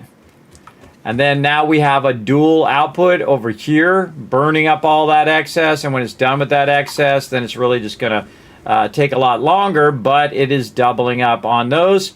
So instead of making 5 per minute, it's making 10 per minute, times 2, it's making 20 every minute. And so again, I always feel like these finish first. Even if I have 2 of these and 2 of those other ones running, this finishes first, even though it's the same amount. That's 100,000 and this is 100,000. But we'll just let that run. So as you can see, we're absolutely crushing this playthrough, everybody. Probably, if not the best playthrough, definitely in the top 2. This is awesome. Again, I love a great challenge, everybody. I like a thing that only 1% or even 0.01% would even attempt. And I'm showing you how to do it easy mode. Even as hard as it possibly could be, it's still a matter of time. This is an inevitable. Inevitable. What? Wow, my brain is not working. Inevitable. I'm not saying that right. Inevitable. Inevitable. There we go. Well, sleep apnea sucks, everybody. I wouldn't wish it on anybody to be ill all the time, to live in a constant suffering like me. But again, you just say, hey, I'm having trouble speaking today, and then you just roll on with your day, everybody. You know, you can't just sit around and say, oh, woe's me, man, this sucks, or whatever. Get up out the bed, get as much done as you can, watch my stream while you're doing it, and we'll get her done. That's it, everybody. That's it. That phase 1 is done. That's 100% done. And again, I can make it faster. I can do a whole bunch of stuff. Once this finishes, I'll divert all of those resources to whatever I need. So if I need more iron for the steel beams, I'll put the iron towards steel beams. If I need more iron toward modular frames, I'll put it toward modular frames. If I need to build a whole nother system maxed out, then I'll do that as well. Because this is not really optimized. The versatile framework is not optimized. But it is better than it was. We added some extra balancing and extra iron ore where it could be used. And we can see this is just running at 100% speed, everybody, because we can see all the green lights are popping off. We can see everything's running, real smooth overflow going that way. Any excess iron from this side is being fed to that side. And it's all good. It is all good. Oh, we can see those versatile framers going up to 20,470. Let's go ahead and make a note of those too. I'm going to put that in the spreadsheet. 20,470 at what? It is 11:39 p.m. on 8/5/2026.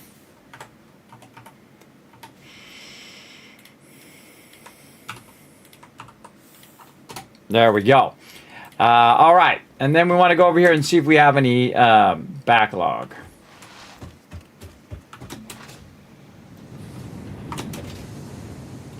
Any backlog of iron ore here? No. It's perfectly balanced. Okay, good. These back in the dimensional depot. That's perfectly balanced. Ain't nothing else I need to do. Because again, we already had this production set up just for my use so I could do belts and all that stuff. But I don't really need the steel beams for belts now. You know why? Because I would rather it make the 100,000 things instead, because I could run more belts, I could get more power, I could start my coal power going. We might want to do a little bit of coal power just to see if it's actually worth it. If it would actually be valuable at 5 times the power cost. So let's just go over here. I just happen to have there's a little bit of water here. Now we got to go find ourselves a coal node to use. That's not being tapped by something else. Impure node. All right, right here we got a coal node. Hello, what up, Abs? We got a pure coal node right there. So we got to run that across there. We're already using this one. Anything else that's closer? No, impure. We're already using. We're using an impure coal node. Why are we doing that? Yeah, 2 impure coal nodes. That's probably because they're the only ones we knew where they were. Yeah, man, we gotta fix that. That's for sure. But we'll fix that later. Yeah, look at this one, impure. Yeah, we got to go up here. Get that one, and we can run along this edge. Run it down in the base. Yeah,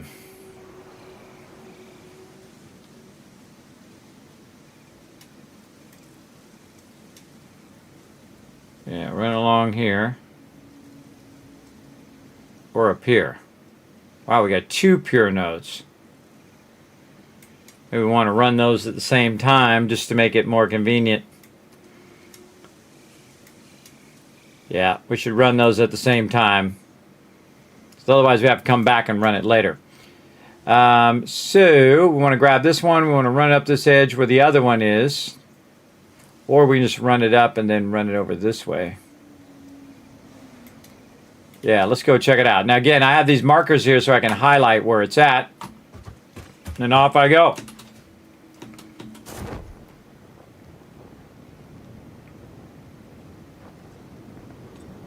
Oh, I can see it.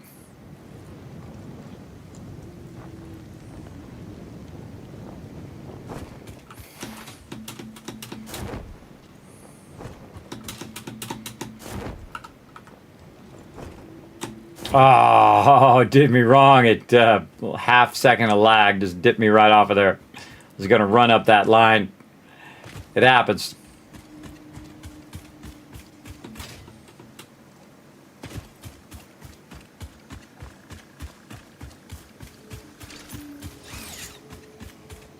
Time for some more zip lining.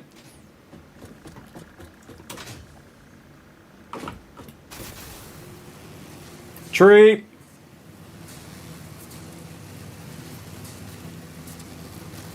We did so many of these now, everybody. We got a whole network of the ability to travel. Look at all that iron flowing through there.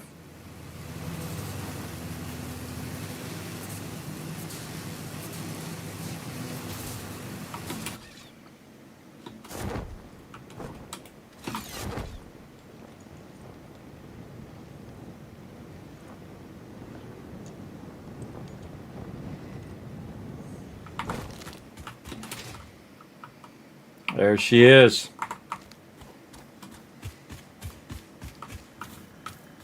Pure coal node. Ain't nobody nearby. Well, we're going to tap it. And then we're going to dip.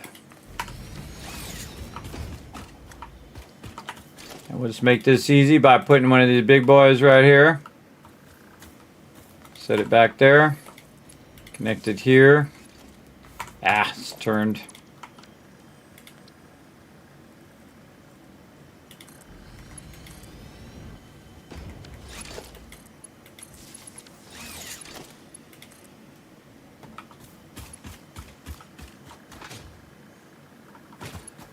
Right there. That's going to start right up.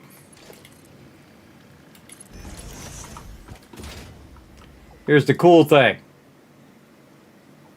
Valid placement.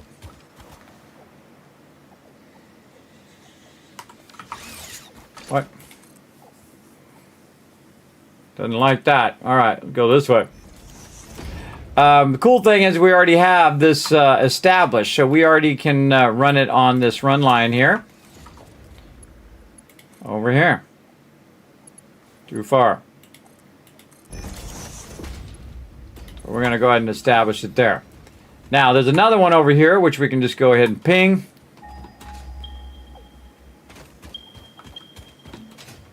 Is it down below or is it up here? It's probably down below.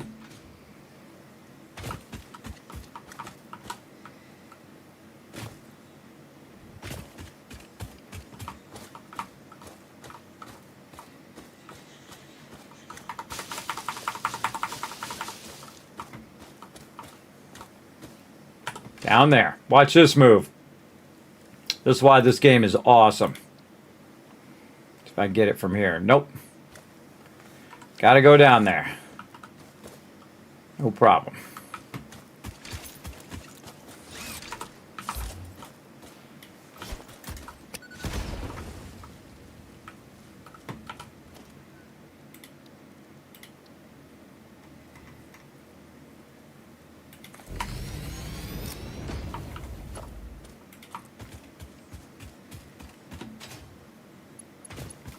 Tap in that power over there. Take this. Run that down there. Make sure you can clear the area so you're not going to hit the side edge. So the left side here. And then normally you can, if you're close enough, you can actually build it from up here. It's a little too far for me to do that. And we're just going to go ahead and send a free present down there. And we're going to go down there ourselves.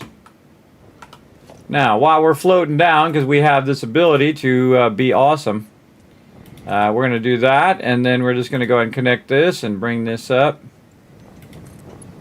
To help us see this a little bit easier that way. And then this way. And then take this power. Run it over to there. We probably want to confirm that it is the pure node, but I think it already is. Yes, it is.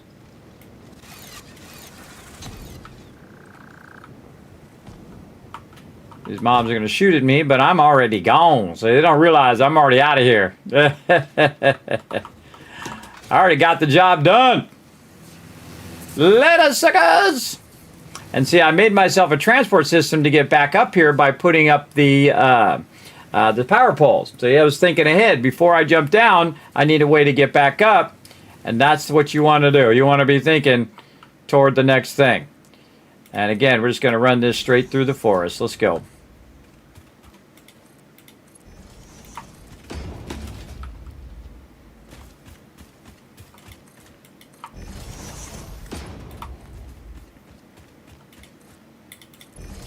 Yeah, lock it up real high just in case I run my vehicles through here.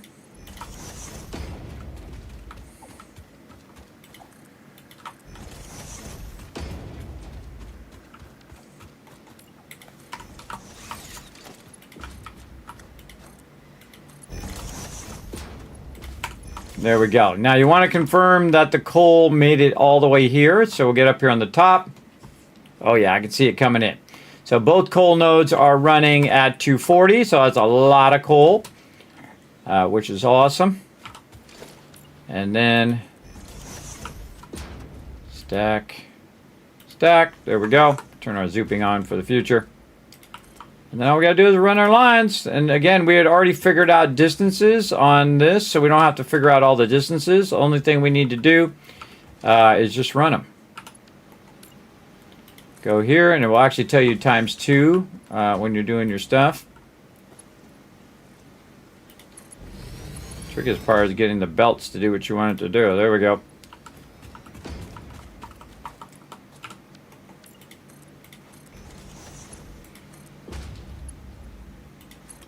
Line running is fun. I especially like to watch it all run down the line. Except for when it does that, when I click at the very last second, it decides, hey, I want to be on the other side.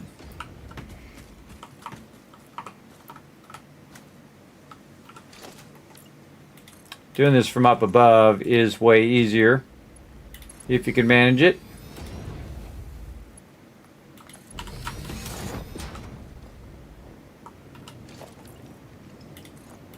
Alright, we gotta get this done in 10 minutes. Hey Siri, set a timer for 9 minutes.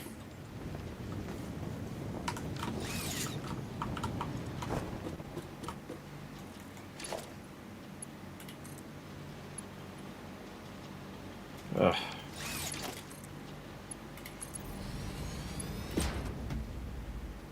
Not want to snap into that lower one. Let's go down here. Just snap. There we go.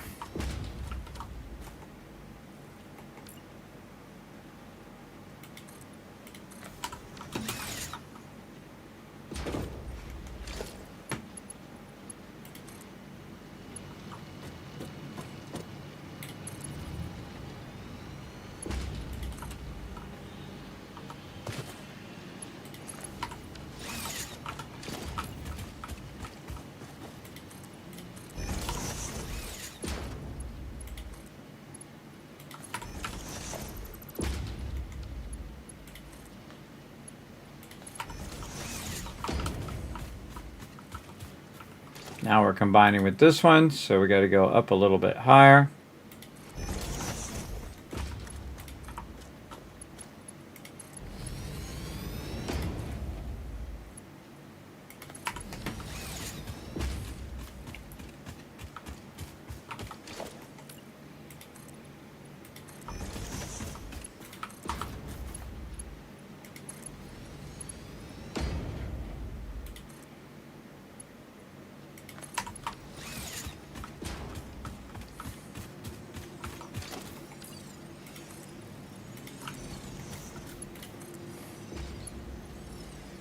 Much better to run the coal to the water than it is the water to the coal. We haven't even done anything really with fluids yet in this playthrough.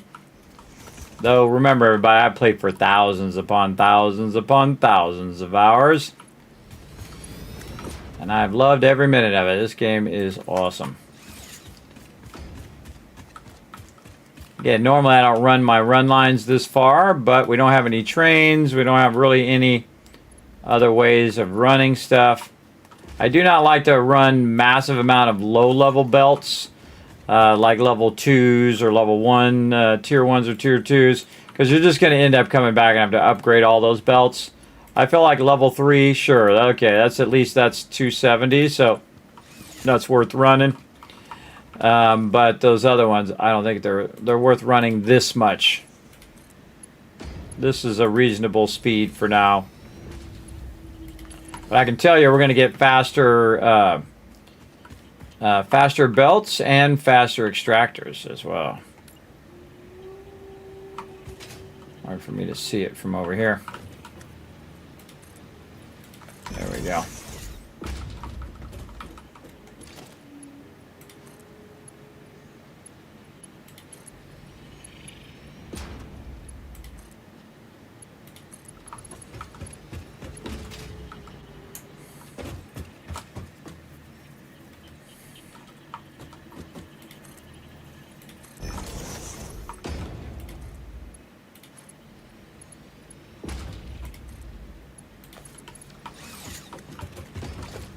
Now we're going to separate these nodes and run them over this way.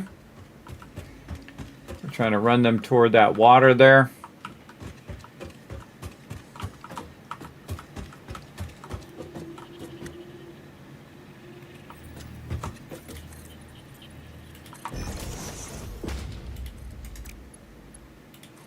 Building it a little higher, again, so it's easier for me to run underneath there or drive my vehicle under there. All right, we'll just go ahead and put this right on the edge. I get myself in the habit of always running the top one first. I have a bad habit of running the other ones, which is not good.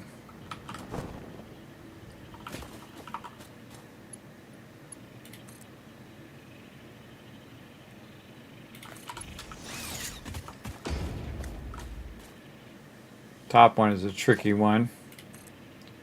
Got to go up first and then down. So you go, you angle it up, then you can connect it here, and then it will come down. So you're not going through the middle of that one if you don't like it to clip. Then we're building just right here on the ground. Again, we could run it up there, we could run it underneath there, but I'm just going to run it like this. Which one was this one? This was the bottom one.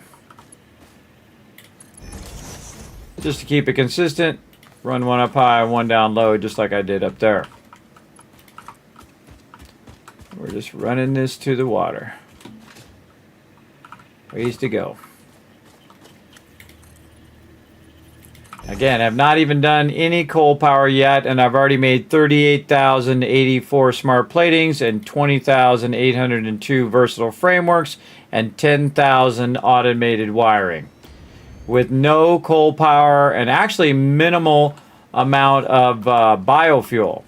And you're like, Kismet, that's not possible. I just proved it is.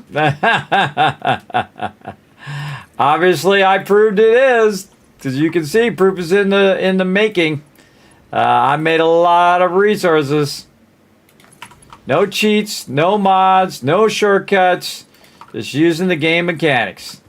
Game mechanics that I never even bothered to explore before this playthrough. And man, we have unlocked some serious awesome stuff. Stuff that'll help you in any playthrough. Not just the ultimate mode, but any playthrough. It'll make it so much easier. Alright, we'll go ahead and leave that. Now we have 480 resources here. Make sure that they do come all the way to the end here. Let's make sure this bottom one. Something going on with that bottom one. I don't see it. I bet it's this lifter back here. It usually is. Usually a lifter issue.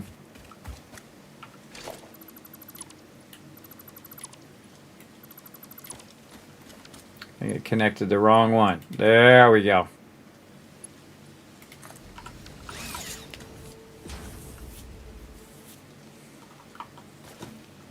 Yeah, I actually remembered the thing there. Okay, so this one up, that one down.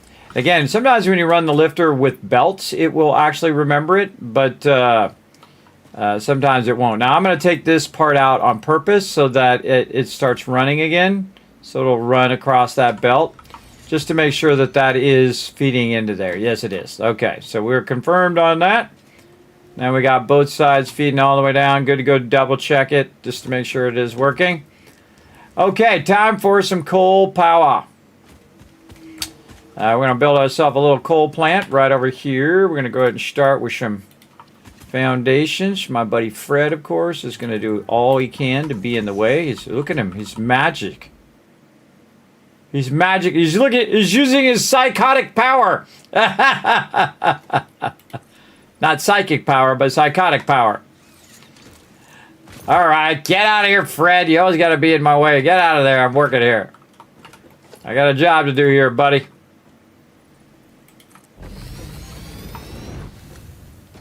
He's always in the way, that Fred. Always, always.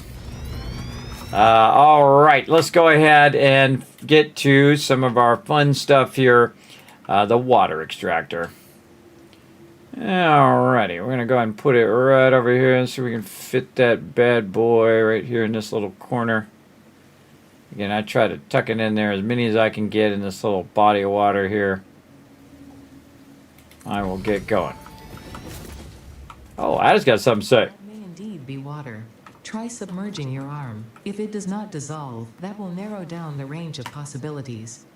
Or you could just pipe it to a coal-powered generator and see what happens. We can do that. All right, the server's got to restart. Server's got to restart on me. We'll give it a second. While the server's restarting, good time to jump into Vault 56 real quick while we're doing that. Let's go. It restarts every night at midnight. I haven't figured out how to change the time, even though I've set it to another time. I got to go in there and see if I can change it. Proof is in the pudding. Yes, proof is in the outputting. The outputting of resources. Hey, we did a thing. Oh, we got a bunch of babies. All right, this is Fallout Shelter, everybody, and we're just kind of popping in here from time to time. We're going to get this guy in the vault. We're just going to run him. Oh, he's got not enough room? Yeah, there is room. All right, there's room in there. We're going to go ahead and remove his radiation. We're going to do this so his happiness starts going up when he's hanging out in there. A lot of people leveling up. A lot of people got babies. Future vault dwellers coming in. Oh, man. We got, oh, she's maxed. Way to go, girl. Way to go. Right up there. There you go. More babies. Get all the babies. Now, we let this run for over 3 hours, so that's why all the babies are being born. Now, this can absolutely... another room unlocked. This can absolutely destabilize your entire vault if you do this too much. This is the way you fail, is all of a sudden you don't have enough water and power and all of that stuff. Now, my suggestion is if you don't have a lot of water and power, send as many people as you can out to the wasteland and then immediately send them back, but do not bring them back into the vault as an emergency procedure, which we may need to do. We'll see. Let's see if it happens. By the way, 99% happiness right now. All right. So, wait, we had 69. We had 69 vault dwellers.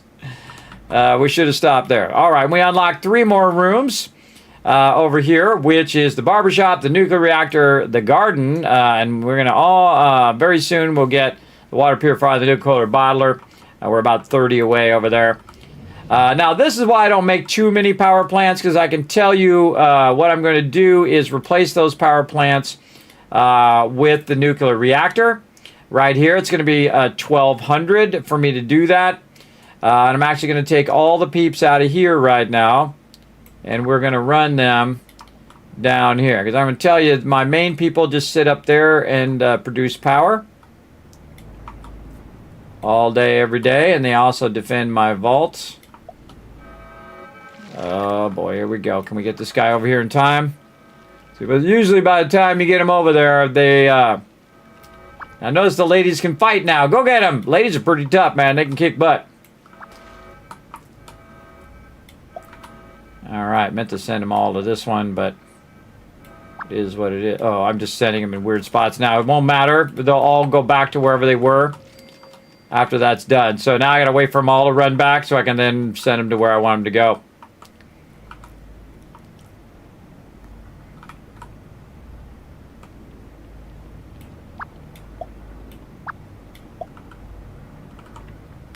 I want to get them all into one place so that so I can clear this top room. And then this way, that one will run fast. Okay, nice. And then this, destroy. And this is going to be our nuclear reactor.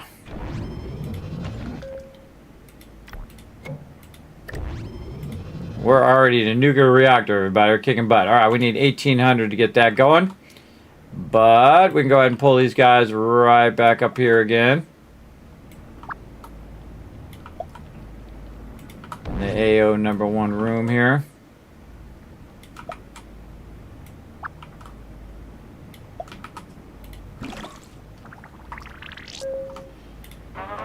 My guy's still running out here. Not that guy. My guy. I still got 23 stem packs. He's been out there for 10 hours. He's barely taking any damage. You can see he's used a couple rataways. I think I sent him with 5. Used a couple rataways along the way, but he's got a long way to go. He's going to be out there for quite a long time. Our power looks fine. Our food, not so great, because we just have all these babies in here. So what we're going to do is we're going to go over here to all of our peeps here. And we're going to run them out of there. Over to here. There we go. And we're going to run them out like that. And keep them rocking and rolling. Okay. And then over here, we can go ahead and do this guy. We're going to swap him out. We're going to put this guy up here. And the reason why we're going to put them up here is because they're my top tier peeps. They've got level 10, just like this girl. She's got level 10 natural strength, by the way. Plus a +4 outfit she's got on right now. He has a natural 10. He has a natural 10. Now, if all my other peeps have outfits, then I'll go ahead and put these peeps back into the strength outfits. But I don't got any more right now. So we're good. In fact, these guys are in here training. So these ladies here are just training anyway. So I'm just going to go ahead and take theirs off. They can chill in their vault suits while they're training up. I'm going to actually leave them in training as well, because this is just going to make this go even faster. So just this one thing here is going to massively help our power production. This is actually going to produce more power than all the other stuff. There we go. Got our food going. Again, pull those people back in there so we can get our food popping off. And what else? We got that running. We got these peeps in here. Oh, I hear the mysterious stranger right there. Dollar bills. And I think we might have enough for the rest of our nuclear reactor. Oh, we do. Awesome. Bingo. All right. Who else is really high level in here? Anybody popping off in here? These are all my peeps who need to go out to the wasteland. All right, dude. You need to go to the wasteland. You're out of here. Couple stem packs. Give you a couple rataways, off you go. This lady here. She's one of my explorers. 2 for her, 2 for her. And then actually we can get these people back up and out in rataways for a moment.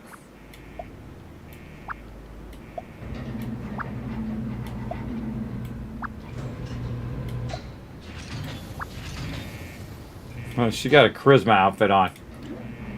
Why you got a charisma outfit on, lady? Probably because she was coupling up.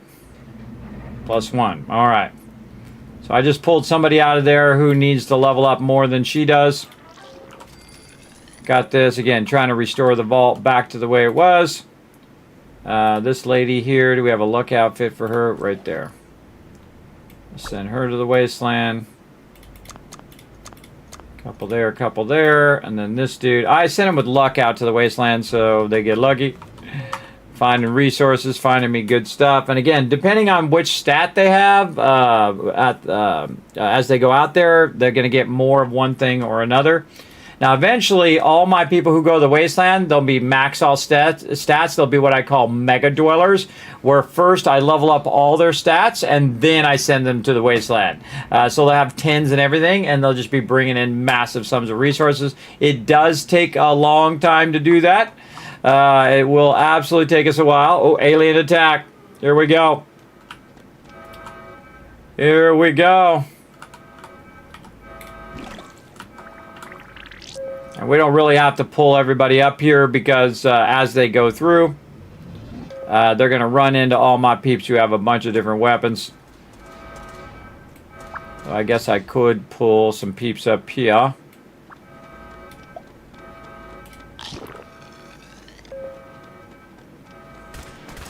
And whenever I'm swiping my weapons, by the way, or redoing my weapons, I always start at the top down so that they can eliminate more peeps here. You can see all my peeps got weapons.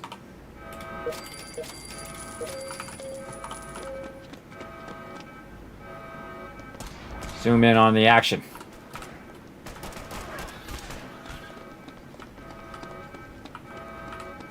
Kid's like, there's an alien in here.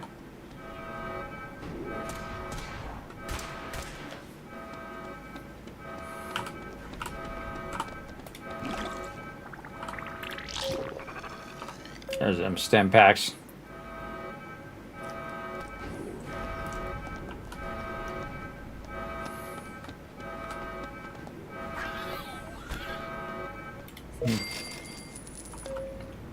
All right. Thanks for the caps. I could use them. Okie dokie. Why do I have these guys down here and not up here? Let's put them up here so that if I need to pull these peeps out, they'll end up over here.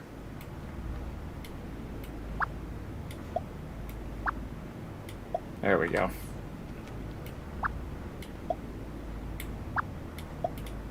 Oh, that was about to go anyway. Nice. Oh man, those are real high level peeps there too. They're getting to be high level. Okay, so we got to catch up a bit on our stuff over here. And again, I have the food and the perception here for the peeps who are just normally staying in there all the time. And then these down here are for kind of backup, but also so I can put them in training. And then usually I have this one up here. If I had enough caps, I would move this living quarters out of there and put that up there. Oh, I hear him somewhere. In the thing.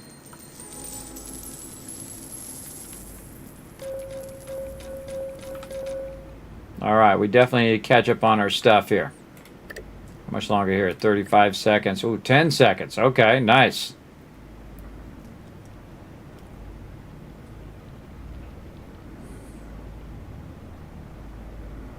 And go. Okay, now the next thing we need to think toward is the garden. Now this assigns dwellers here to produce food. Now the Nuka-Cola bottler over here does both food and water. So you don't really need the garden if you just want to skip over that, if you have enough dwellers for it. But I would probably just do the garden just because it looks cool. I would do that at least to just replace your stuff here. Now I haven't even done any upgrades to any of the buildings. I'm always wondering, is it better to do the upgrades versus the thing? So the upgrade is 6,000 caps versus making a bunch of new areas for them to do. Which over here for the power generator is 325 times 3 would be about 975. So 975 caps versus 6,000 caps, right? And it's 6,000 because this one's a really high-level building. But if I upgrade this one here, it's only 500, right? So then that give me +8 on my production, +75 on my storage. I think it's totally not worth it. I think it's better just to keep building out the vault until you reach a point where it's more expensive to add the building than to do anything else. But over here, this again is going to produce 57. And this is going to produce 44. So just by default, these ones produce more. And then eventually we'll upgrade them and they'll produce even more. So you would need less rooms for more power, right? So again, if we want to upgrade this, it would go to 11 and then 300 more storage. And then again, I think we'd upgrade it 3 times if I remember correctly over time. And there we go. Now we're catching up on our stuff. We got some more stem packs. We're ready to take this dude and run him to the wasteland. Let's give him a bunch of stem packs. Let's say 5 and 3. Off you go, buddy. Alright, keep him going in the wasteland. Now we need a lot more peeps going out in the wasteland now, so we're going to just start checking out who's better at what. But really, all you need is just a little bit of peeps in the vault itself to keep the vault going. Let's see if the server's back up and running here. I would think so. Let's jump back into Satisfactory. We're waiting for the server to reset. Server was restarting his daily maintenance. Okay, so now we're at 70. We're looking pretty rock solid. Really don't have that many caps, though. But what we could do is be efficient. Oh, hold on. We got to find the dude. We got to find the dude. Sometimes he's really hard to find.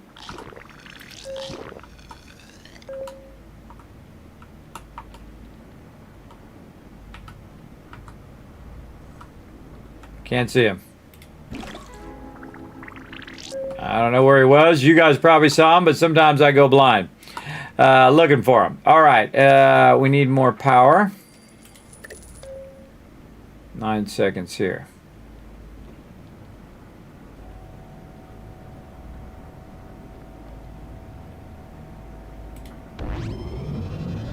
Oh yeah, we're catching back up. Because again, our power backup has gone much higher. Because again, as you add a building, it's going to have a lot more deal. Whoa, alien attack again. Okay.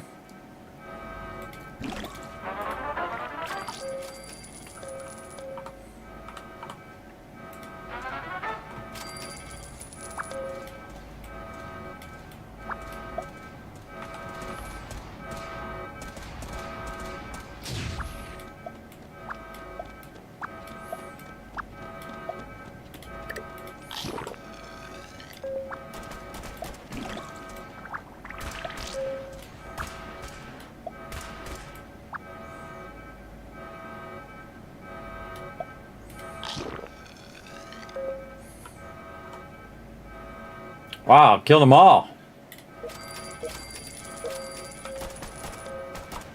Oh no, there's one left. So now what I did is I stacked that room with a bunch of peeps.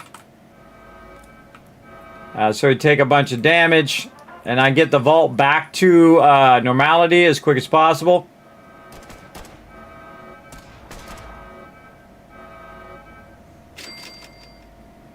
Everybody runs back where they were.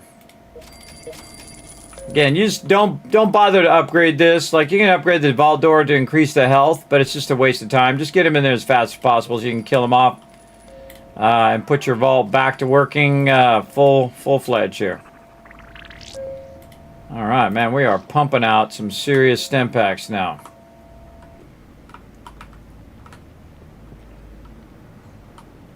Okay. Maybe a weapon workshop over here. How much is our weapon workshop? 800. So we would need... Because it goes... Every time you put a building down, it actually costs more for the next one and then the next one. So it'd be 800, then 1,000, then like 1,200, something like that. Let's see. How much was our garden again? 1,200. All right, how much we got? About that much. Okay. Well, I really wanted to put my weapon workshop there, but I guess we can put the weapon workshop underneath there and just start on our garden. Now what I want to do is put my top peeps right there.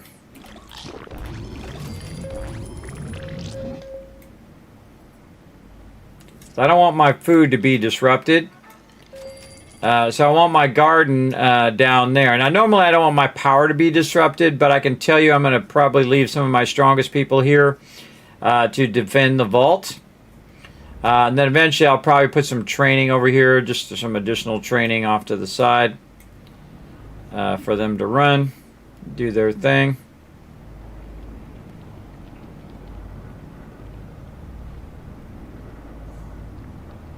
Now, if you have Mr. Handies, the thing to do is to put your production all on one level.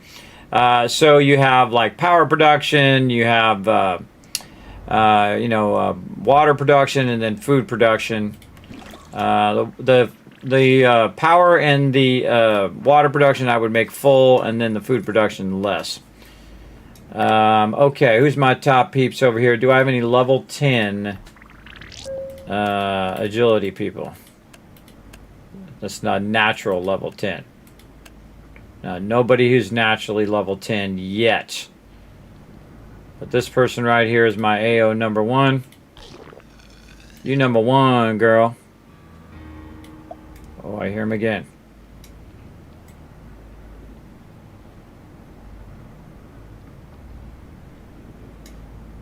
There.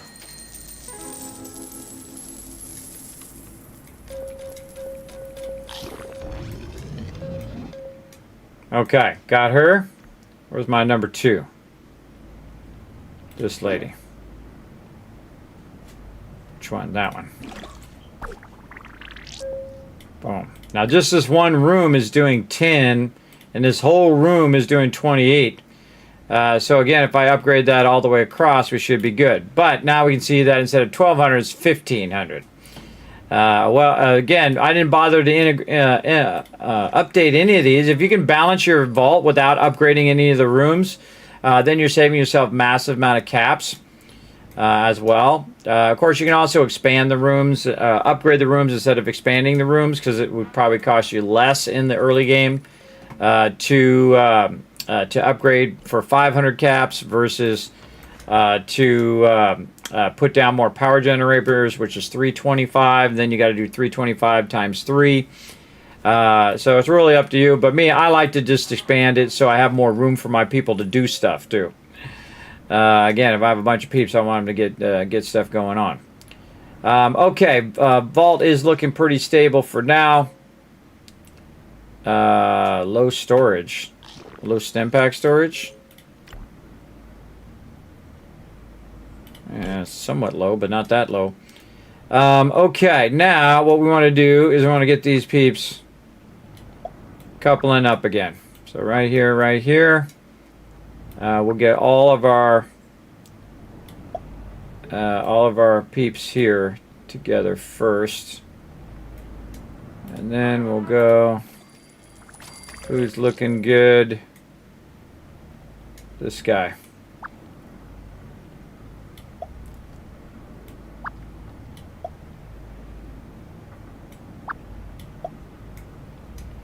Gonna pull those two out of there, so this guy will go with this lady.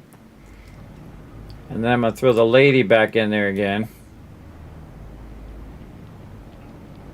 See who she ends up talking to. Better not go back to that lady. Ah, she's trolling me. Alright, fine.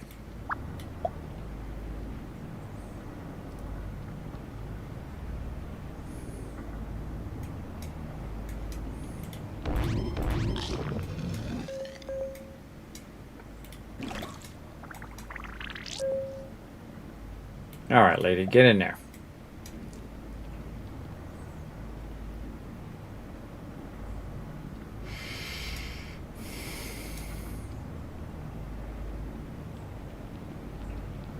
Bet you she goes right there. Oh, okay. Now just pull the dude in there. And the dude should go right there.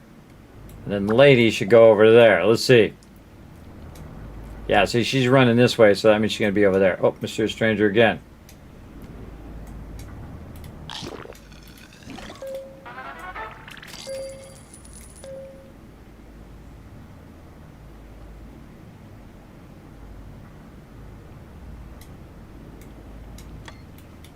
Scrolling down on its own. Yeah, I don't know where he went. Okay. They're dancing already. Okay, and then 3 more ladies here, 1 there. And then a guy here. Lady. You want to alternate. Guy. Lady. Guy. There we go. Apparently we have a thing to have them dance. Have 6 male and female couples dance in the living quarters. Have 4 female pregnant peeps. Alright, we're on it. And yes, we're going to push to get a bunch more vault dwellers. Now the second they're done out of there, then we'll just swap them out. We want to have as many couples going as we can. There we go. We also want to have the vault be stable. So we got to be careful there. A guy here. Another lady. Another guy. Okay, this dude is good. Back to stem packs. This lady also is from stem packs. Okay. Now, pull that guy. Actually, okay, whatever.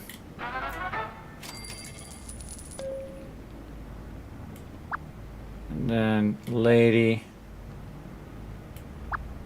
Guy. Lady.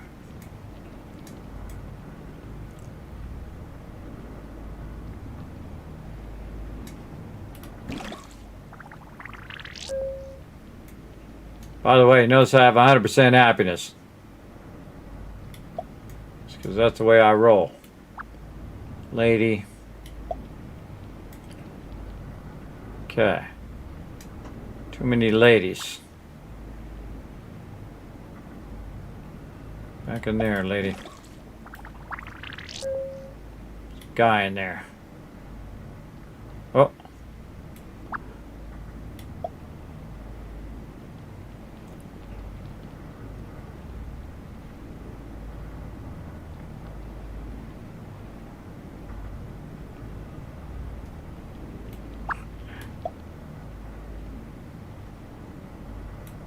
Lady. Trying to get him with a girl, boy kind of thing. There we go. Mysterious stranger again. We'll get back to some satisfactory here in a moment. Trying to maximize our vault here. So while the babies are growing up, we're going to have more babies on the way. I don't know where he is. I can't find him. He's hiding somewhere.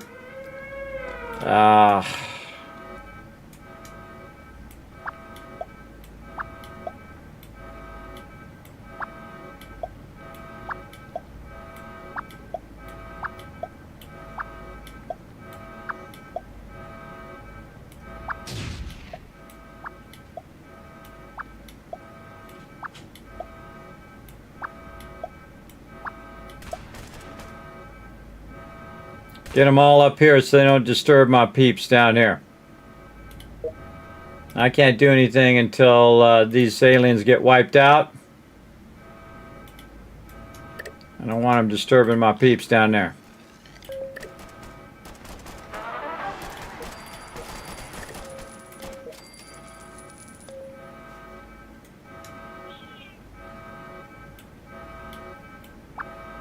Just in case, I'll pull 3 of these peeps down here.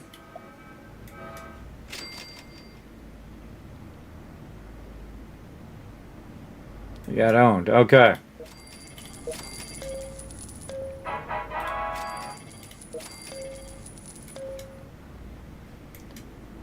Okay, now we got this lady who's an agility lady. Belongs back in there. This lady is also an agility lady. She's back in there.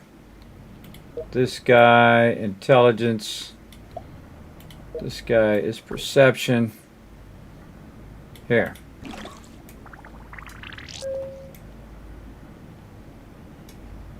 Again.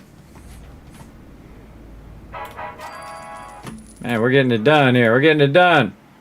Oh, we're going to get a dog. Kill 925 creatures in the wasteland. We're going to get some sort of pet. Awesome. Alright, we got this lady who is an intelligence lady. This guy, agility. That's because I have them all labeled, everybody. A3, and you see all that. That's them being labeled. They tell me who's who, of what.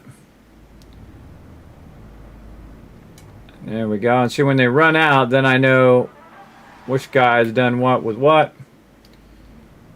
And then back to there. And then here, she's perception. Get them back in their appropriate rooms as quick as possible. Guys are vibing down there. And again, I do a whole group of them, and then I'll do another group of them. This way I can manage them as they're coming in and out of there as well. And then get right back to where they are. And I'm not burning up too many of my peeps who should be doing whatever they should be doing. Stabilizes the vault. There those peeps go. Alright, so we got some more peeps back in there. So we're going to send a lady here, a lady there. We'll go up here to the top. Grab a dude there. And a dude here. These people are going to come out of there. Also an intelligence guy.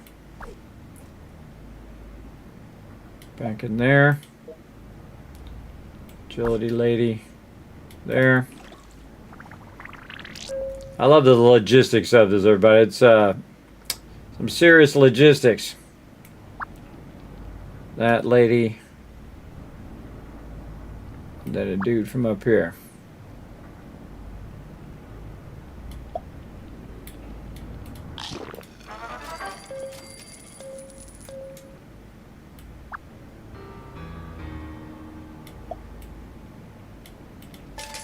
Ooh, a lot of gaps. That guy. That lady. This guy. These ladies are just sitting in here training. So we can get them out of there and get them down here. Another one of these guys, I guess. I don't even remember who I already pulled in there, but oh well. I already have 100% happiness, so it doesn't really matter which peeps to do. Okay. That lady up there.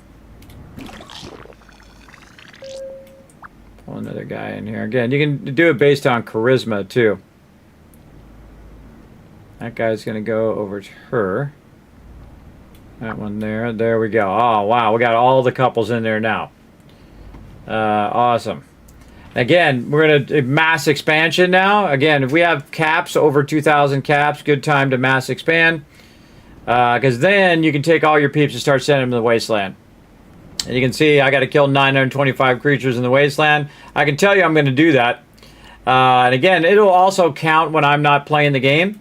So basically, we're going to run my guy out, and he's going to just be annihilating tons of stuff out there for a really long time. He's got a lot of stim packs and a lot of rataways.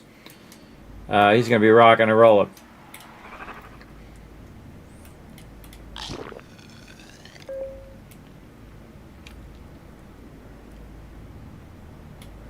Here we can kind of move these guys. Well, these guys eventually want to go to training. Yeah, we'll just leave them there. Again, see how they switch partners? That's because, hey, I'm hanging out with family, but they'll switch partners until they find someone who's more compatible.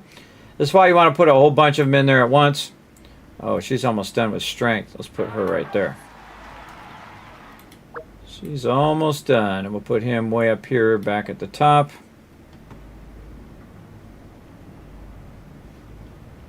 Perception and agility there.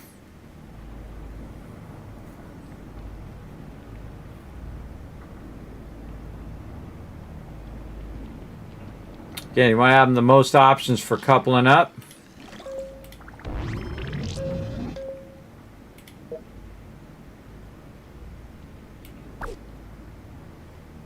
Perception.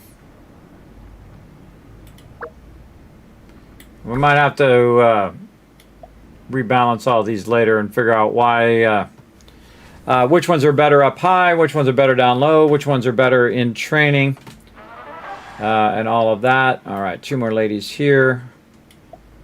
One there. And one there. And Mysterious Stranger sure does pop up a lot in this version. There he is.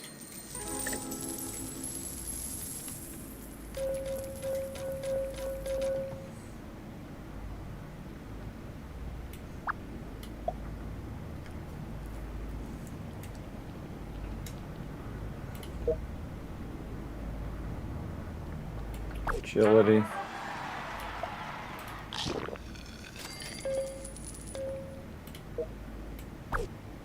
This guy back here on power.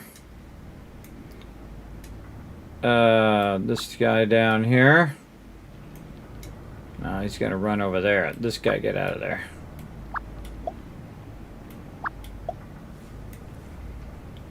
Get these people to couple up already.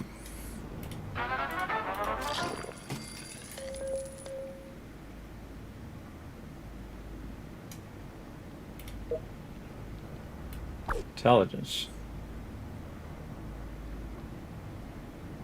I got a lot of intelligence people I didn't even know I had. agility.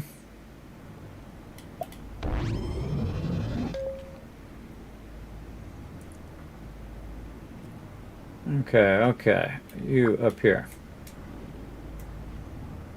Have I not grabbed one of these guys? I don't know. I don't know who I grabbed and who I haven't grabbed. Normally I go by happiness level. I'll go here and then I'll look at happiness level, but they're all happy. You can see these are children though. Those are 50% happy, but everybody else is happy except for the dude who's out in the wasteland right now. And he doesn't count toward the vault. And this is how you keep them 100% happy. You just keep coupling them up all the time to expand your vault. I don't want to disturb those guys. Another alien attack.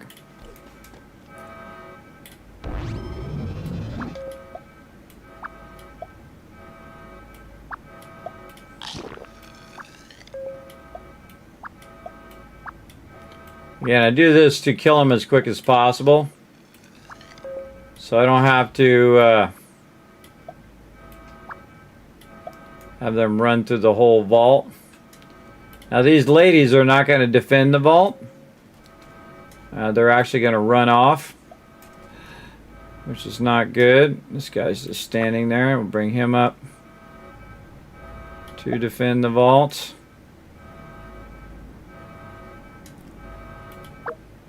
This guy as well.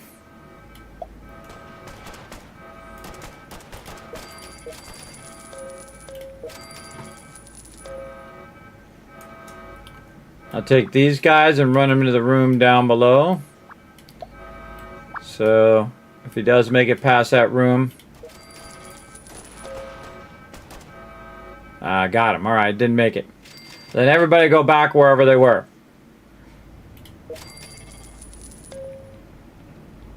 This guy takes forever to die.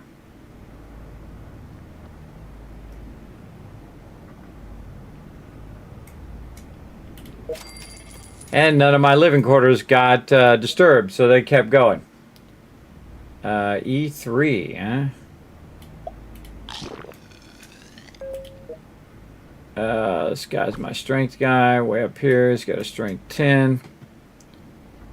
How are we looking here? That lady, this guy. Who else we got? We got a lady up here. Bring them down here. And then what other guys? I don't even know. This guy.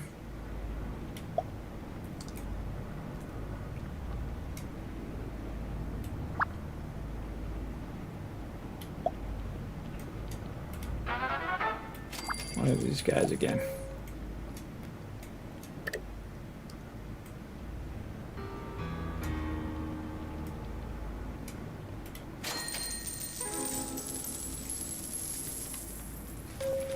Alright, I'll take a second.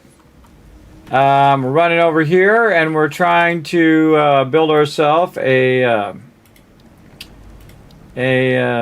coal power generator. What we're going to do is test the feasibility of the coal power generator here. Interesting. Most pioneers already had coal power set up by this point because they understood their responsibility to humanity. Adjusting pioneer attitude metrics. Reminder, coal-powered generators require coal. Oh, well, thanks for that deep insight there, Ada.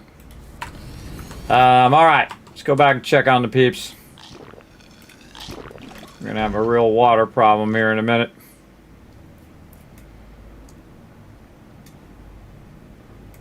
Any other ladies that are not in the thing? I think that's the last of my ladies that are in the vault.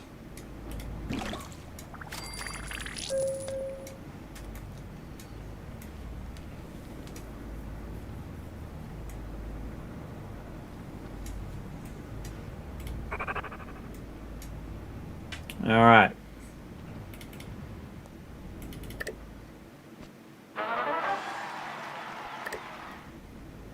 There we go.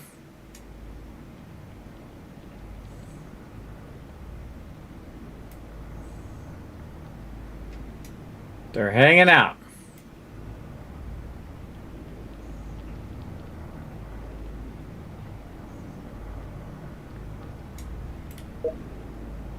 Yeah, she's gonna final level up in about 7 hours. She'll be max level.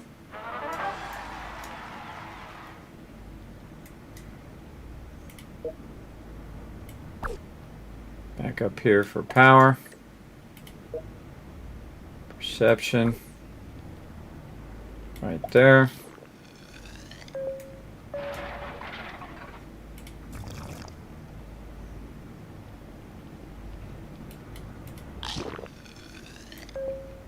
Just trying to balance the vault.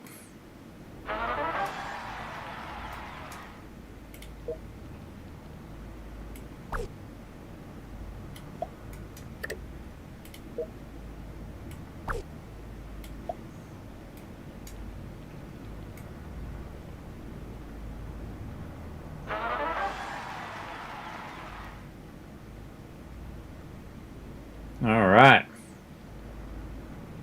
Getting there.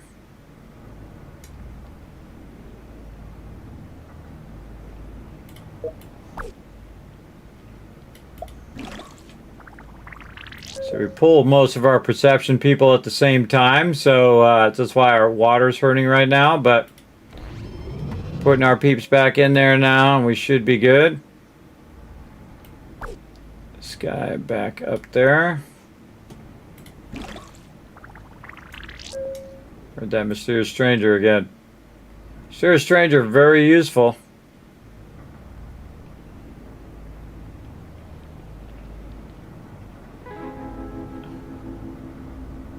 No idea where he was. Hiding very well. She's strength. She's top strength too. Actually, I'm gonna put her down here. Right there.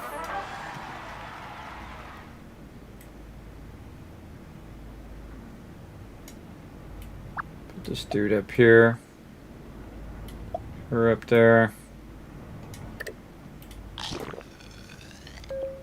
Any other ladies?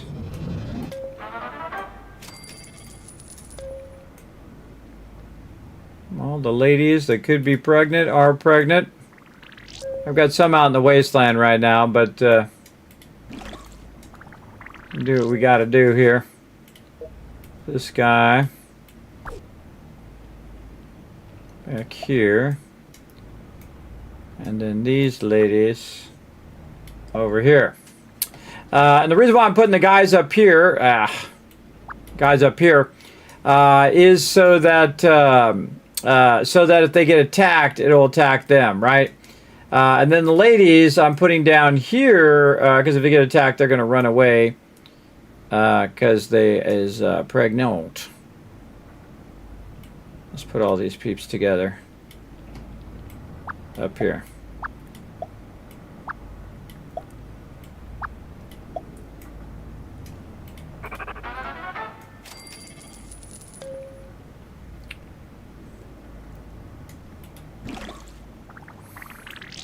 The same thing with agility ladies. Now, the smart thing to do if you are going to keep coupling them up is to level all the ladies so they're maxed, and then put them at the bottom of the vault so they can just keep working away or across from wherever you have your training. So I'll put them across the training, and then I can just keep feeding them into the training when I need to. Like this lady right here is doing intelligence stuff. She just goes straight into training. How are we doing on these stem packs? 31. Nice. Okay, put the ladies back in training here.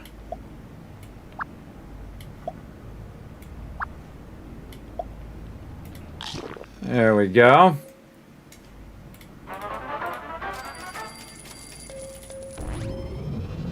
Yeah, backlog that power, backlog that water. All right.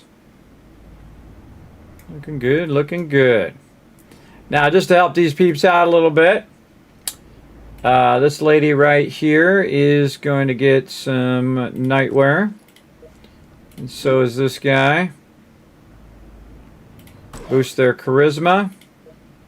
This guy over here. So I always keep these nightwear things just to boost their charisma. That'll give him the chance to boogie on down. Where are you, mysterious stranger? After a while, it's almost impossible for me to see him. He's always in some weird, obscure spot. Yeah, sometimes he's in the elevator. I'm just trying not to accidentally move somebody. Alright, we just got to couple them up, and then we're going to do what's known as night mode, where I put them all in training, and then I dip. But we got to get these peeps to hurry up. I hope they aren't saying it's good to be with family. Oh, there they go. They're starting to vibe. Is there a Yao Guai in here? Look at all the kids walking around.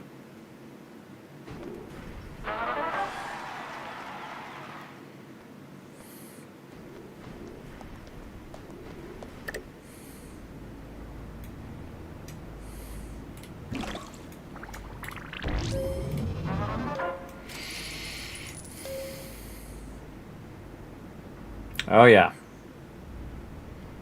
Vibing. This guy, intelligent outfit back on again. And you're back over here working on them stem packs. This lady is strength. There, and then right there for now. And this lady could be over here for now, helping with that power.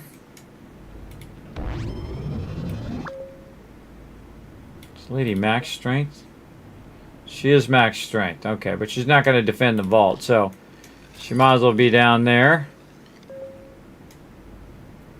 These peeps are just going to end up in training. Alright, we're just waiting for him to vibe out. And get going there. Alright, now over here. We're going to need a bunch of power. Let's go and tap this into the power as well. Now, we already have power running to that. Oh, there we go. We're just going to listen for the noise in the background. Eventually you want to zoom all the way out here so you can just click all your stuff. Pretty easy. There we go. If I give this lady an outfit, they'll hurry up. Come on, outfit. This guy, perception. Back in the perception room. She is strength. She's not maxed though. So we'll just leave her outfit off. She can go in here or there for now. Alright, people, come on, hurry up. We got other things to do. We want to get everybody in training and then go from there. Alright, we'll listen for it to... Oh, wait, we'll get the mysterious stranger maybe first. Right there. Oh, that was a big one, too. Alright, there we go. We got her done. So that's the thing that probably takes the longest. While they're running back there, I go ahead and try to put their outfits back on again.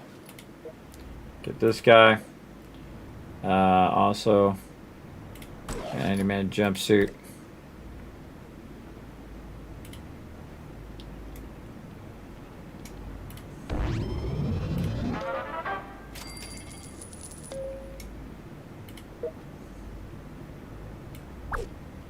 Okay, agility.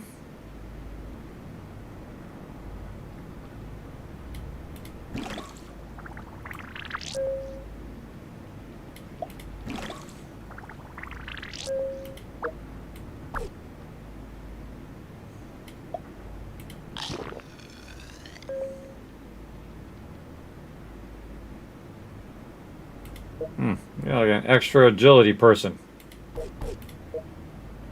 Agility, agility. They're all agility.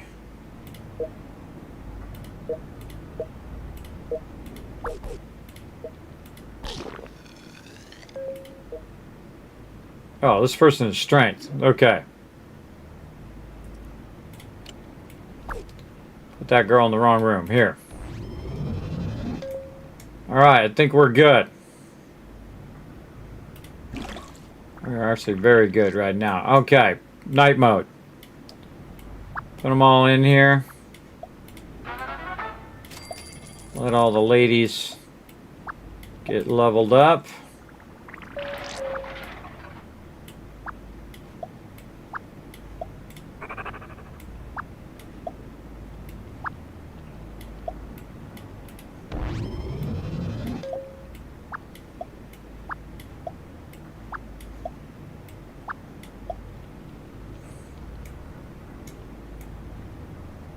Then we need 2 more peeps down there.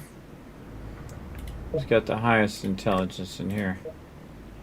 These guys.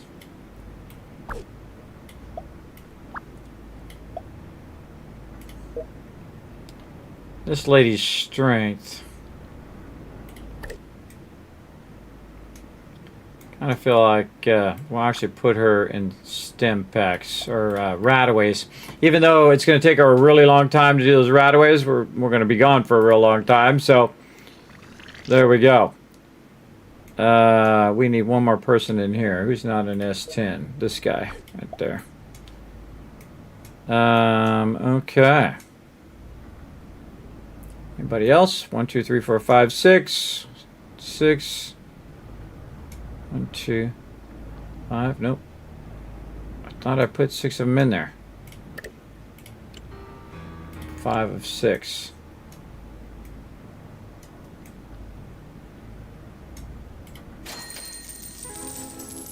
Five of 6. I thought I put 6 peeps in there. Maybe I put them in the wrong room.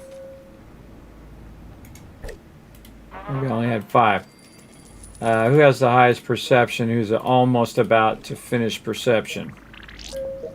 This guy. Put him in there. Alright, we got to get out of here before we run out of resources. Good enough. Alright.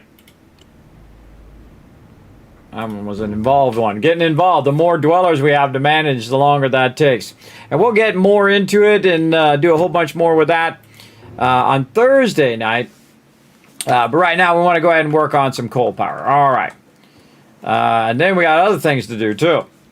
All right, we'll go to, I hold down Alt, and I went to level 2 here, or my key binding set 2. Then we're going to go into some logistics. We're going to set this power thing. Oh, this is number 1. This is 2, 3, 4. Oh, it's a T-junction. Oh, I don't think I've used a T-junction before. Yeah, we'll set that to 5. Try that out. 6 here for our pipeline supports. Okay. Now what we want to do is run some pipes out of here and into there. Now, naturally, you can go into the water extractor here, and it doesn't tell you here in the water extractor, but it does show you right here. Note, water does not flow upwards by itself.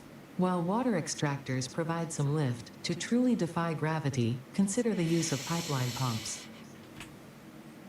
I'm on it. It says allows fluids to be transported 10 meters upwards. So to go 10 meters upwards, and if you think about it, one of these is 4 meters, right? So that's like 4 meters, 5, 6 meters maybe, that's going up. I don't like it cutting through the thing, though. I'm going to take that out.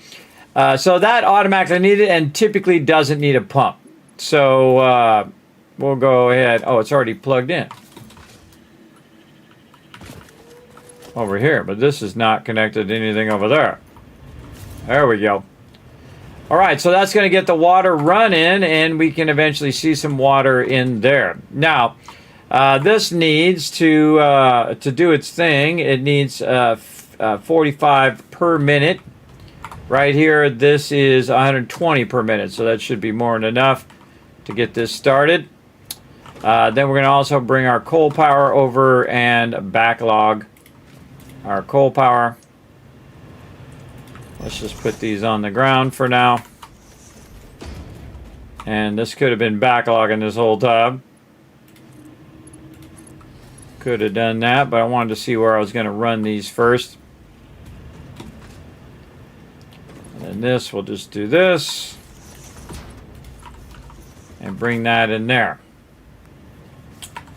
Okay, and then this needs to start up.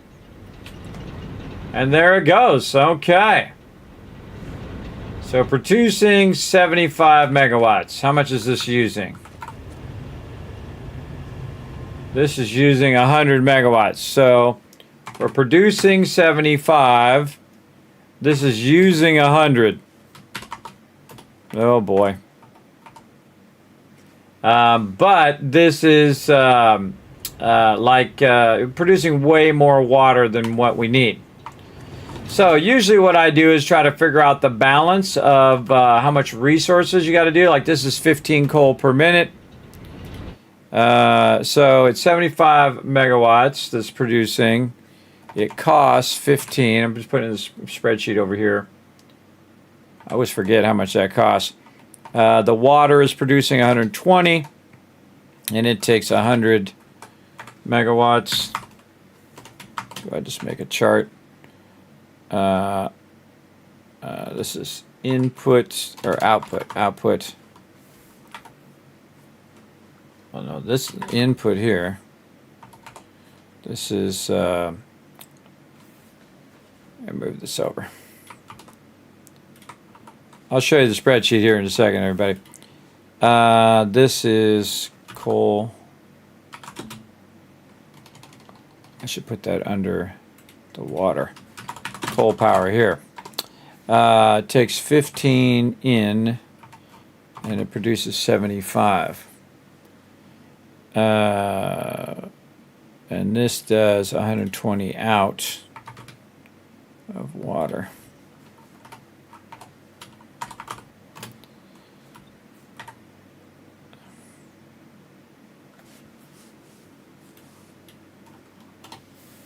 This is water. And then we need to figure out how much an extractor costs in power. So 75 megawatts. So this is coal power, coal ore actually. Coal ore. 240 megawatts is 75. This is the out. There we go. So once we have these numbers, what we can do is figure out how much can the coal produce, and how much can the water produce based on how much it costs. Right? That's what we want to know. How much does it cost? I feel like this actually needs to go up higher because this is not going to have enough space down here.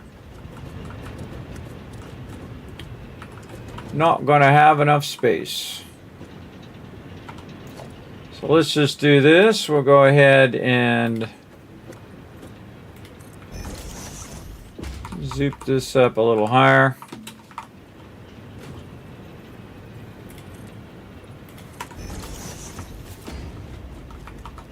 Say about right here, so we can cover over the top of that. There we go.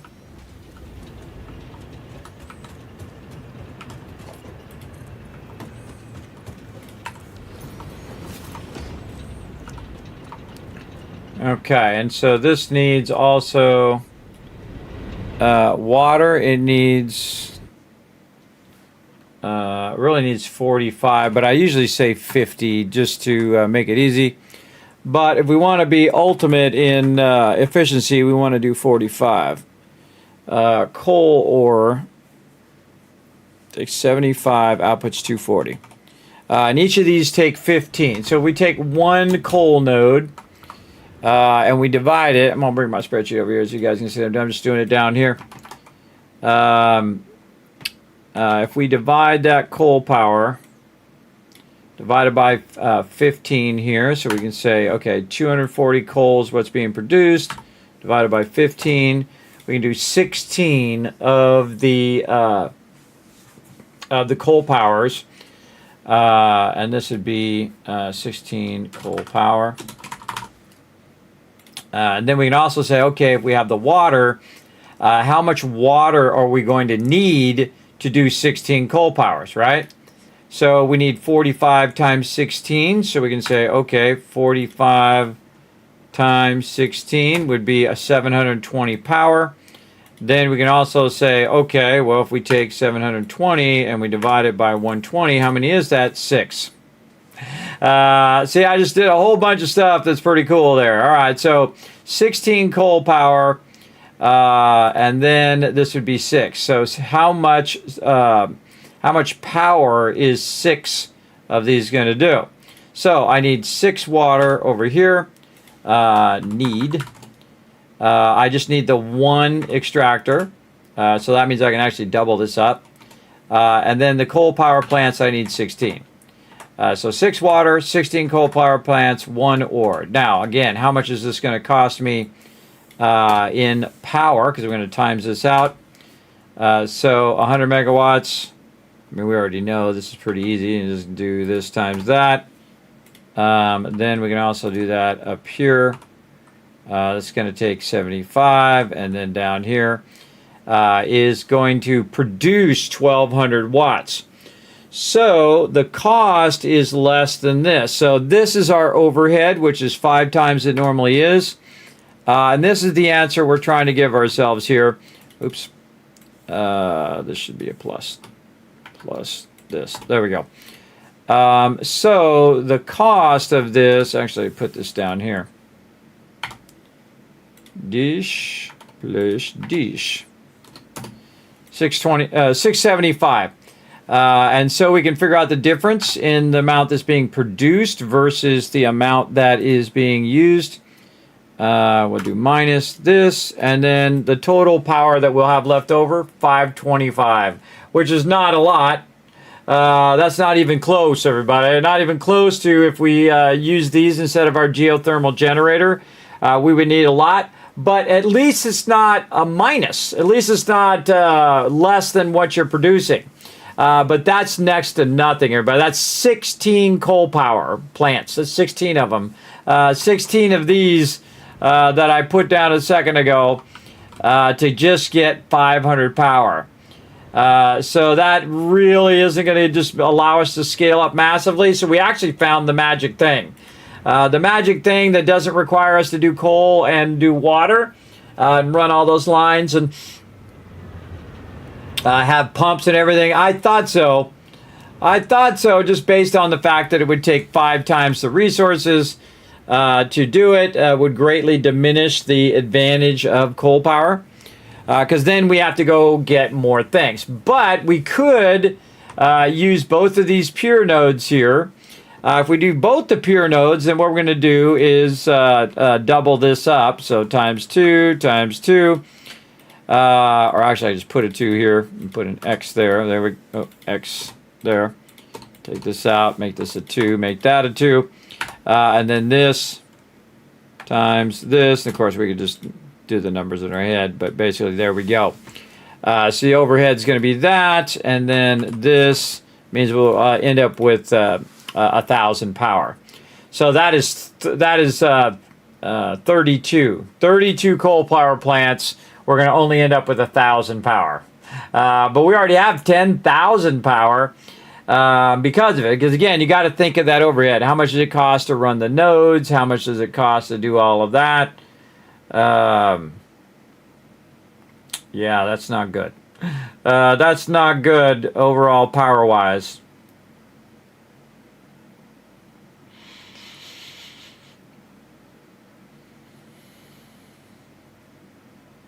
Yeah, not good. You have to literally do hundreds. How many of those would I have to do? So that's doing 2. To do 10,000, I would need to do 10 more. So that would be twice as much as that. So 32 times 10, 320. That seemed right. So this is 1,000. And this is 32. So we need 10 more of that. So just 32 times 10, which is 320. Yes, times 10. we would need to match the current power that we have right now with geothermal generators. We would need to have 320 coal plowers going, and we would also have to have about 20 coal nodes, and who knows how many water things, 6 times whatever that is. That's a lot. That's a lot. So yeah, coal power, not worth it. Not worth it currently, but we'll see. We can use that coal for other things. The overhead of this does not counter the value of it. So I would rather use that power elsewhere. So we're going to cut this off. If you want to actually stop this from running, just cut the power line. And you'll hear it wind down even before it runs out of fuel. All right, let that backlog some coal. And then it'll backlog down the line and be fine. Okay, so yeah, coal power not as good as geothermal power in this particular playthrough. Now later, if you play the normal mode, obviously it's not taking 5 times as much power just to do the inputs. So basically you're producing 5 times as much power for less resources. That ratio would be much better in there. The ratio right now pretty low. In fact, we can actually figure out what the ratio is of cost versus...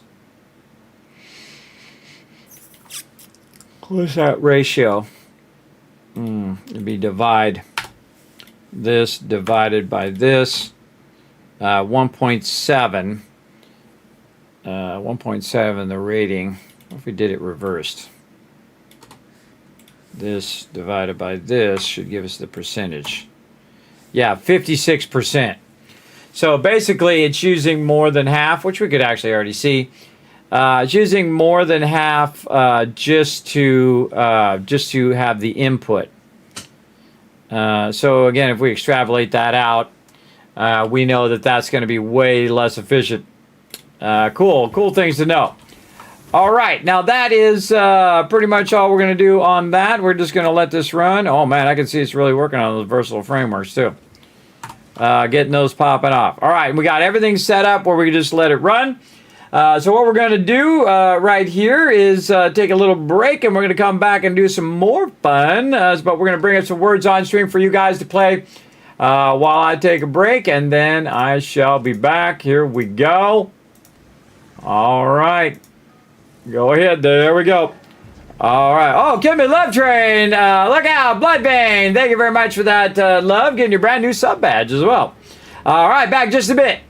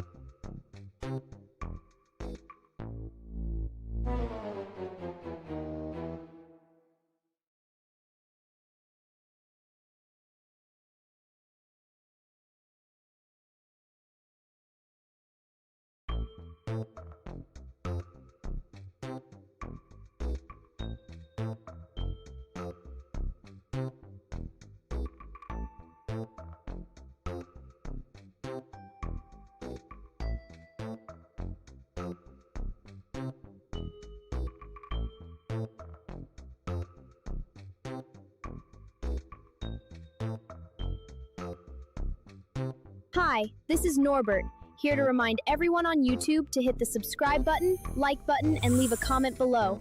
All good vault dwellers and dragons leave comments. You can also become a member on YouTube. If you're on Twitch, drop a follow and consider using your Twitch Prime. Thanks, Kismet will be back from AFK soon.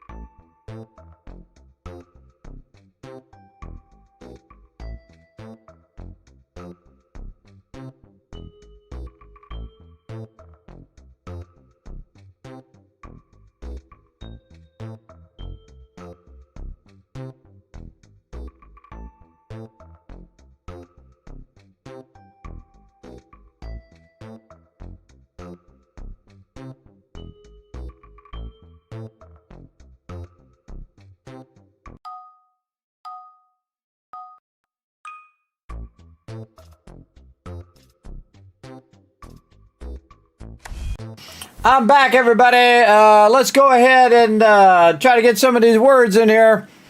Let's do leet.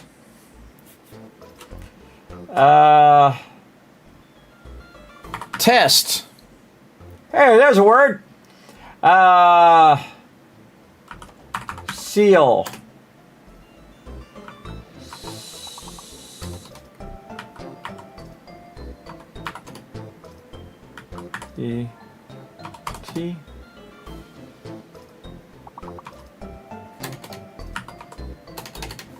Oh, you already got steel. Nice.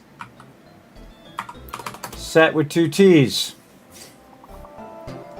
There we go. See, there's leet right there. But that's not a word. Wouldn't let me do it. We did test. What words would start with L? Lee's right there. Boom. There's Lily right there. They're just giving them away here, everybody. Come on, we got like 5 more words. Let's go. 4 more words now. Seat. S-E-E-T. L-E-E-S. T-E-E-T. T-E-E-S. T-E-E-L. T's. Oh, okay. Oh, good. Some E words there. S or a T word right there in between those. S-E-E-T. S-E-E-L. S-L-E-T. S-E-L-T. S-E-E-T. S-L-T-E. I don't know. T... Let's. Oh my God. The good one, Vardaman. Well, we got 10 out of 12, everybody. Holy mackerel. All right. Let's go ahead and get into it.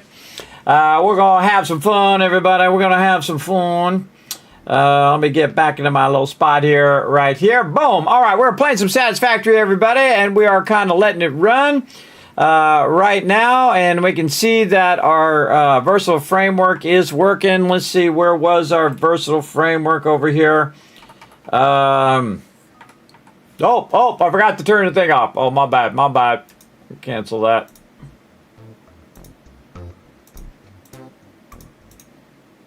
All right, there we go. Let's see, versatile framework is at 20,470. Whoa, it did like 400 of them. Okay. I did 400 of them since we checked last. So that's going to be cranking those out. It's going to burn up all that excess and then slow down a little bit. But there's a well-oiled machine over here, man. This thing is doing its thing. Let's go over here and just check this out.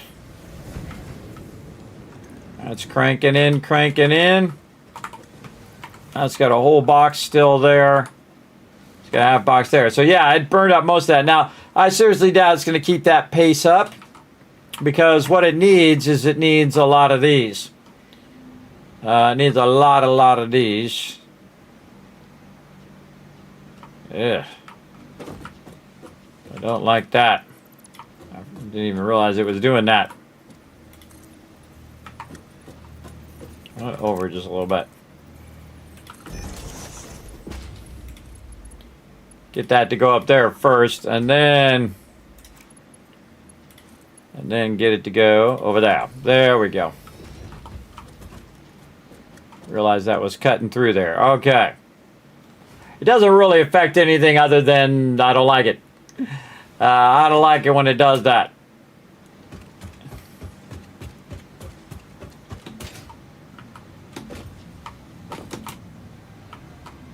How are we doing back here?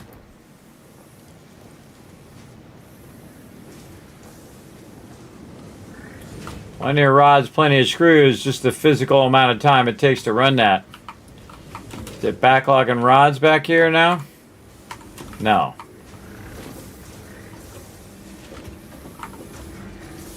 A little bit over there.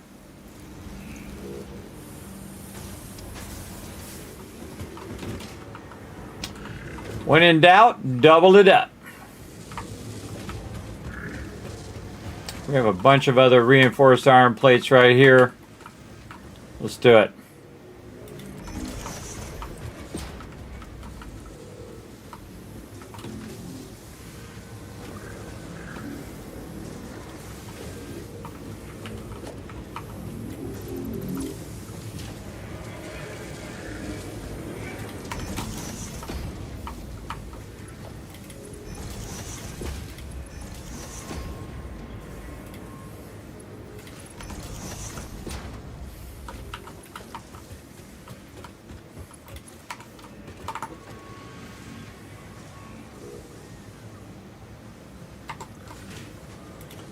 Summer Sloop. Just trying to optimize production here. Does it have power? It has power, but it doesn't look like it's flowing in there.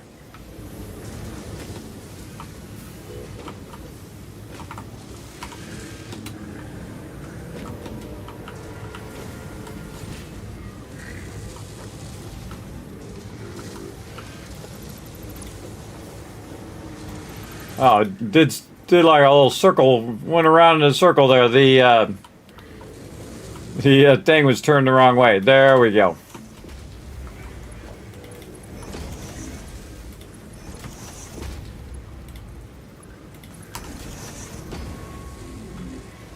All right, that's better.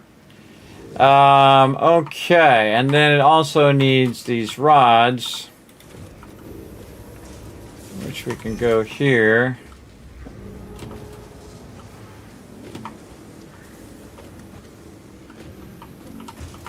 Yeah, there's a backlog here, so it doesn't have a backlog there.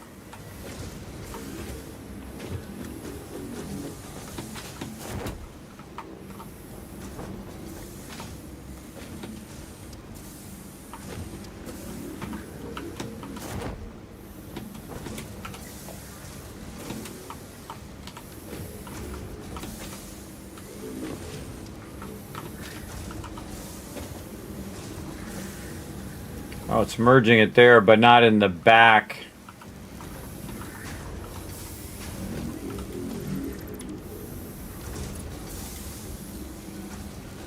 I want that to go into there.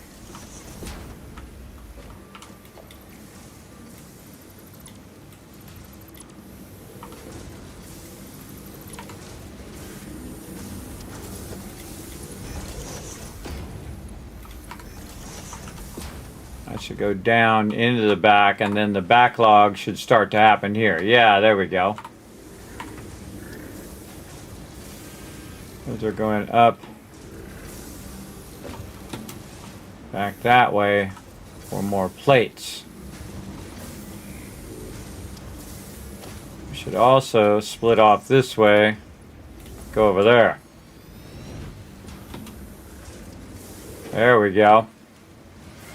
And this will make more of those. I'm going to put this in here to get it started. Alright, and again, we're just kind of patching this stuff together. We could go in and do the whole spreadsheet thing, but we're going to patch it together for now. And then we got to get under here.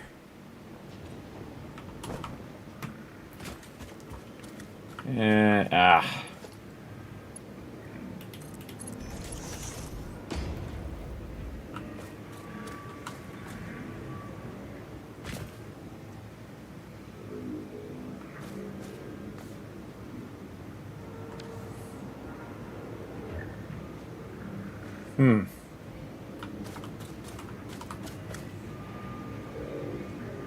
I think that's what's running that across there.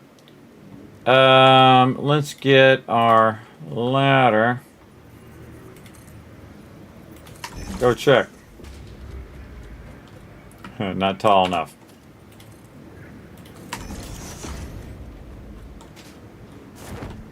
Still not tall enough.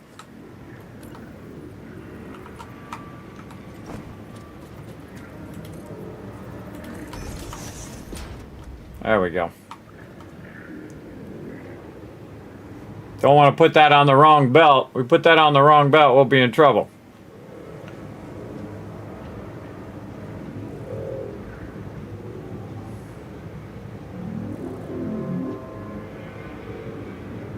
Yeah, no, that's the right one. Okay.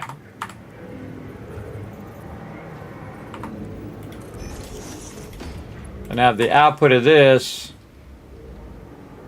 merge with the output of that. All right, there we go. Oh, these are Mark II belts too.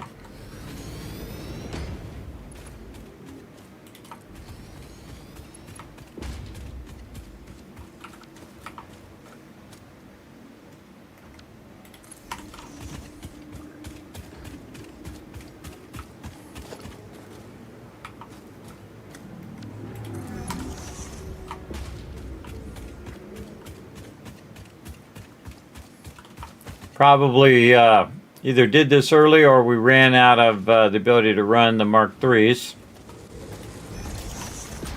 We'll run that out of there faster. These Mark IIIs, Mark IIIs. Okay, these are all Mark IIIs here.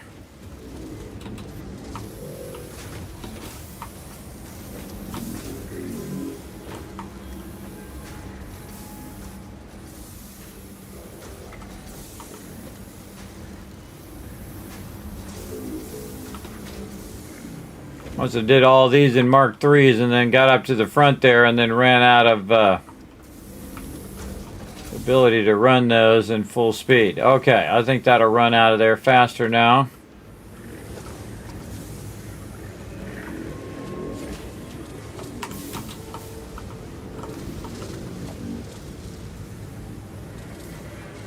Make sure all this stuff is the faster speed stuff.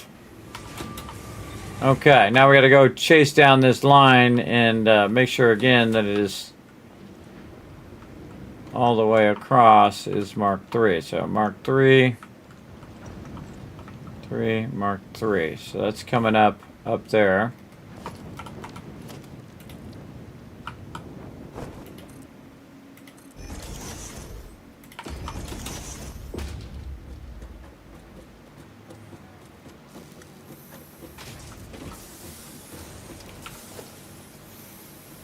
Mark III.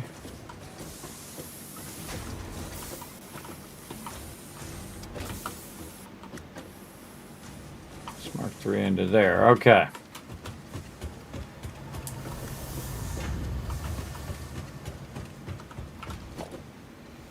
That should come out of there much faster. I mean, it doesn't really speed up anything else other than the fact that it comes down the belt faster. Okay. And we have a bit of a backlog there. All right, so I tried to double up and burn up any excess that we have by doing both of those. This way, if we have any overflow or whatnot, we could try to increase the speed of that at least a little bit. Burn up the excess plates that we have, and we have a lot of rods now. Yeah, both of these are at max rods. And this is burning up those rods pretty well. Okay, good. There we go.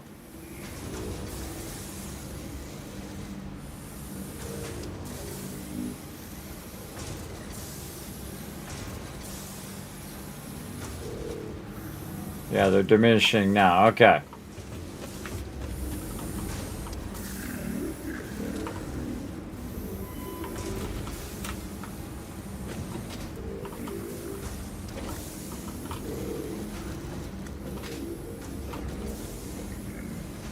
This all needs to be wiped out and redone solely for the benefit of those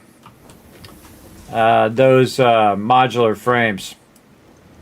But right now, we actually want to go over here and turn this power off. Over here. To our towers here. We're not using those.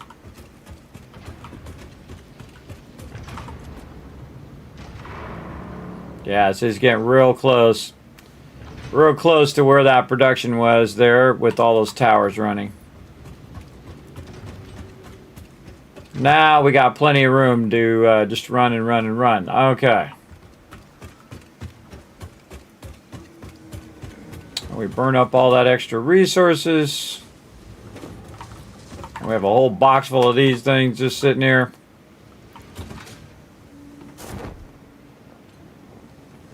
That's really it. That's all we need to do.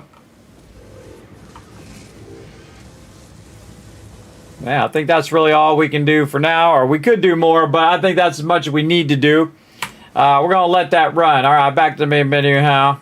Let's go. We're going to let that run. What we're going to do is go ahead and switch over to some more fun, everybody. We're going to go ahead and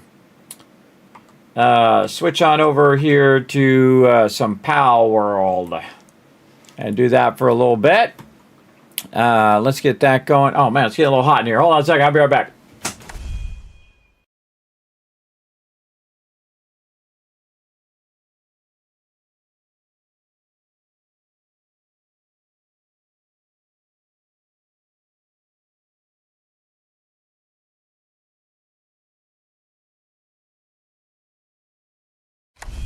I'm back. All right. Put a 1 in the chat if you can't see and hear me as well, everybody, just to make sure everything is working. So we're going to go ahead and get that out of there. There we go. And we're going to go ahead and set up some Power World fun here. It'll take me a lot of buttons. Buttons. Okay. We got this. We got to do all the things.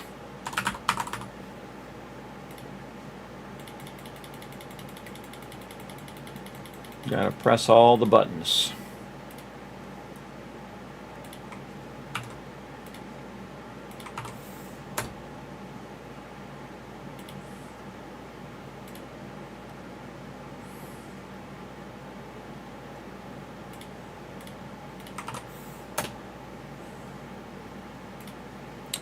Always doing something funky. Something funky. It was like technical hurdles I got to overcome. All right, there we go. Just trying to get my title to change there. Okie dokie. Right there.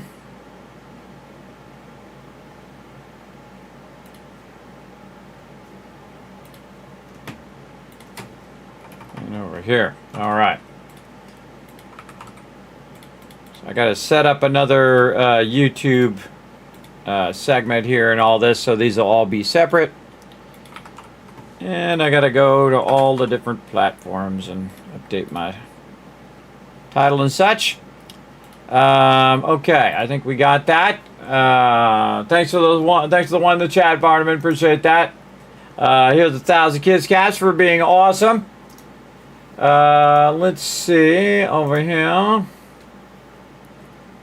Gotta press some buttons over this way as well. Looking good. All right, there we go. I think we got that. We got this. We've got to go over here to the YouTubes. All right, everybody. If you're watching on YouTube, I'm going to go ahead and drop this segment and start another segment. So I'm going to disappear for a minute, but watch for the new video. And I'll be back here just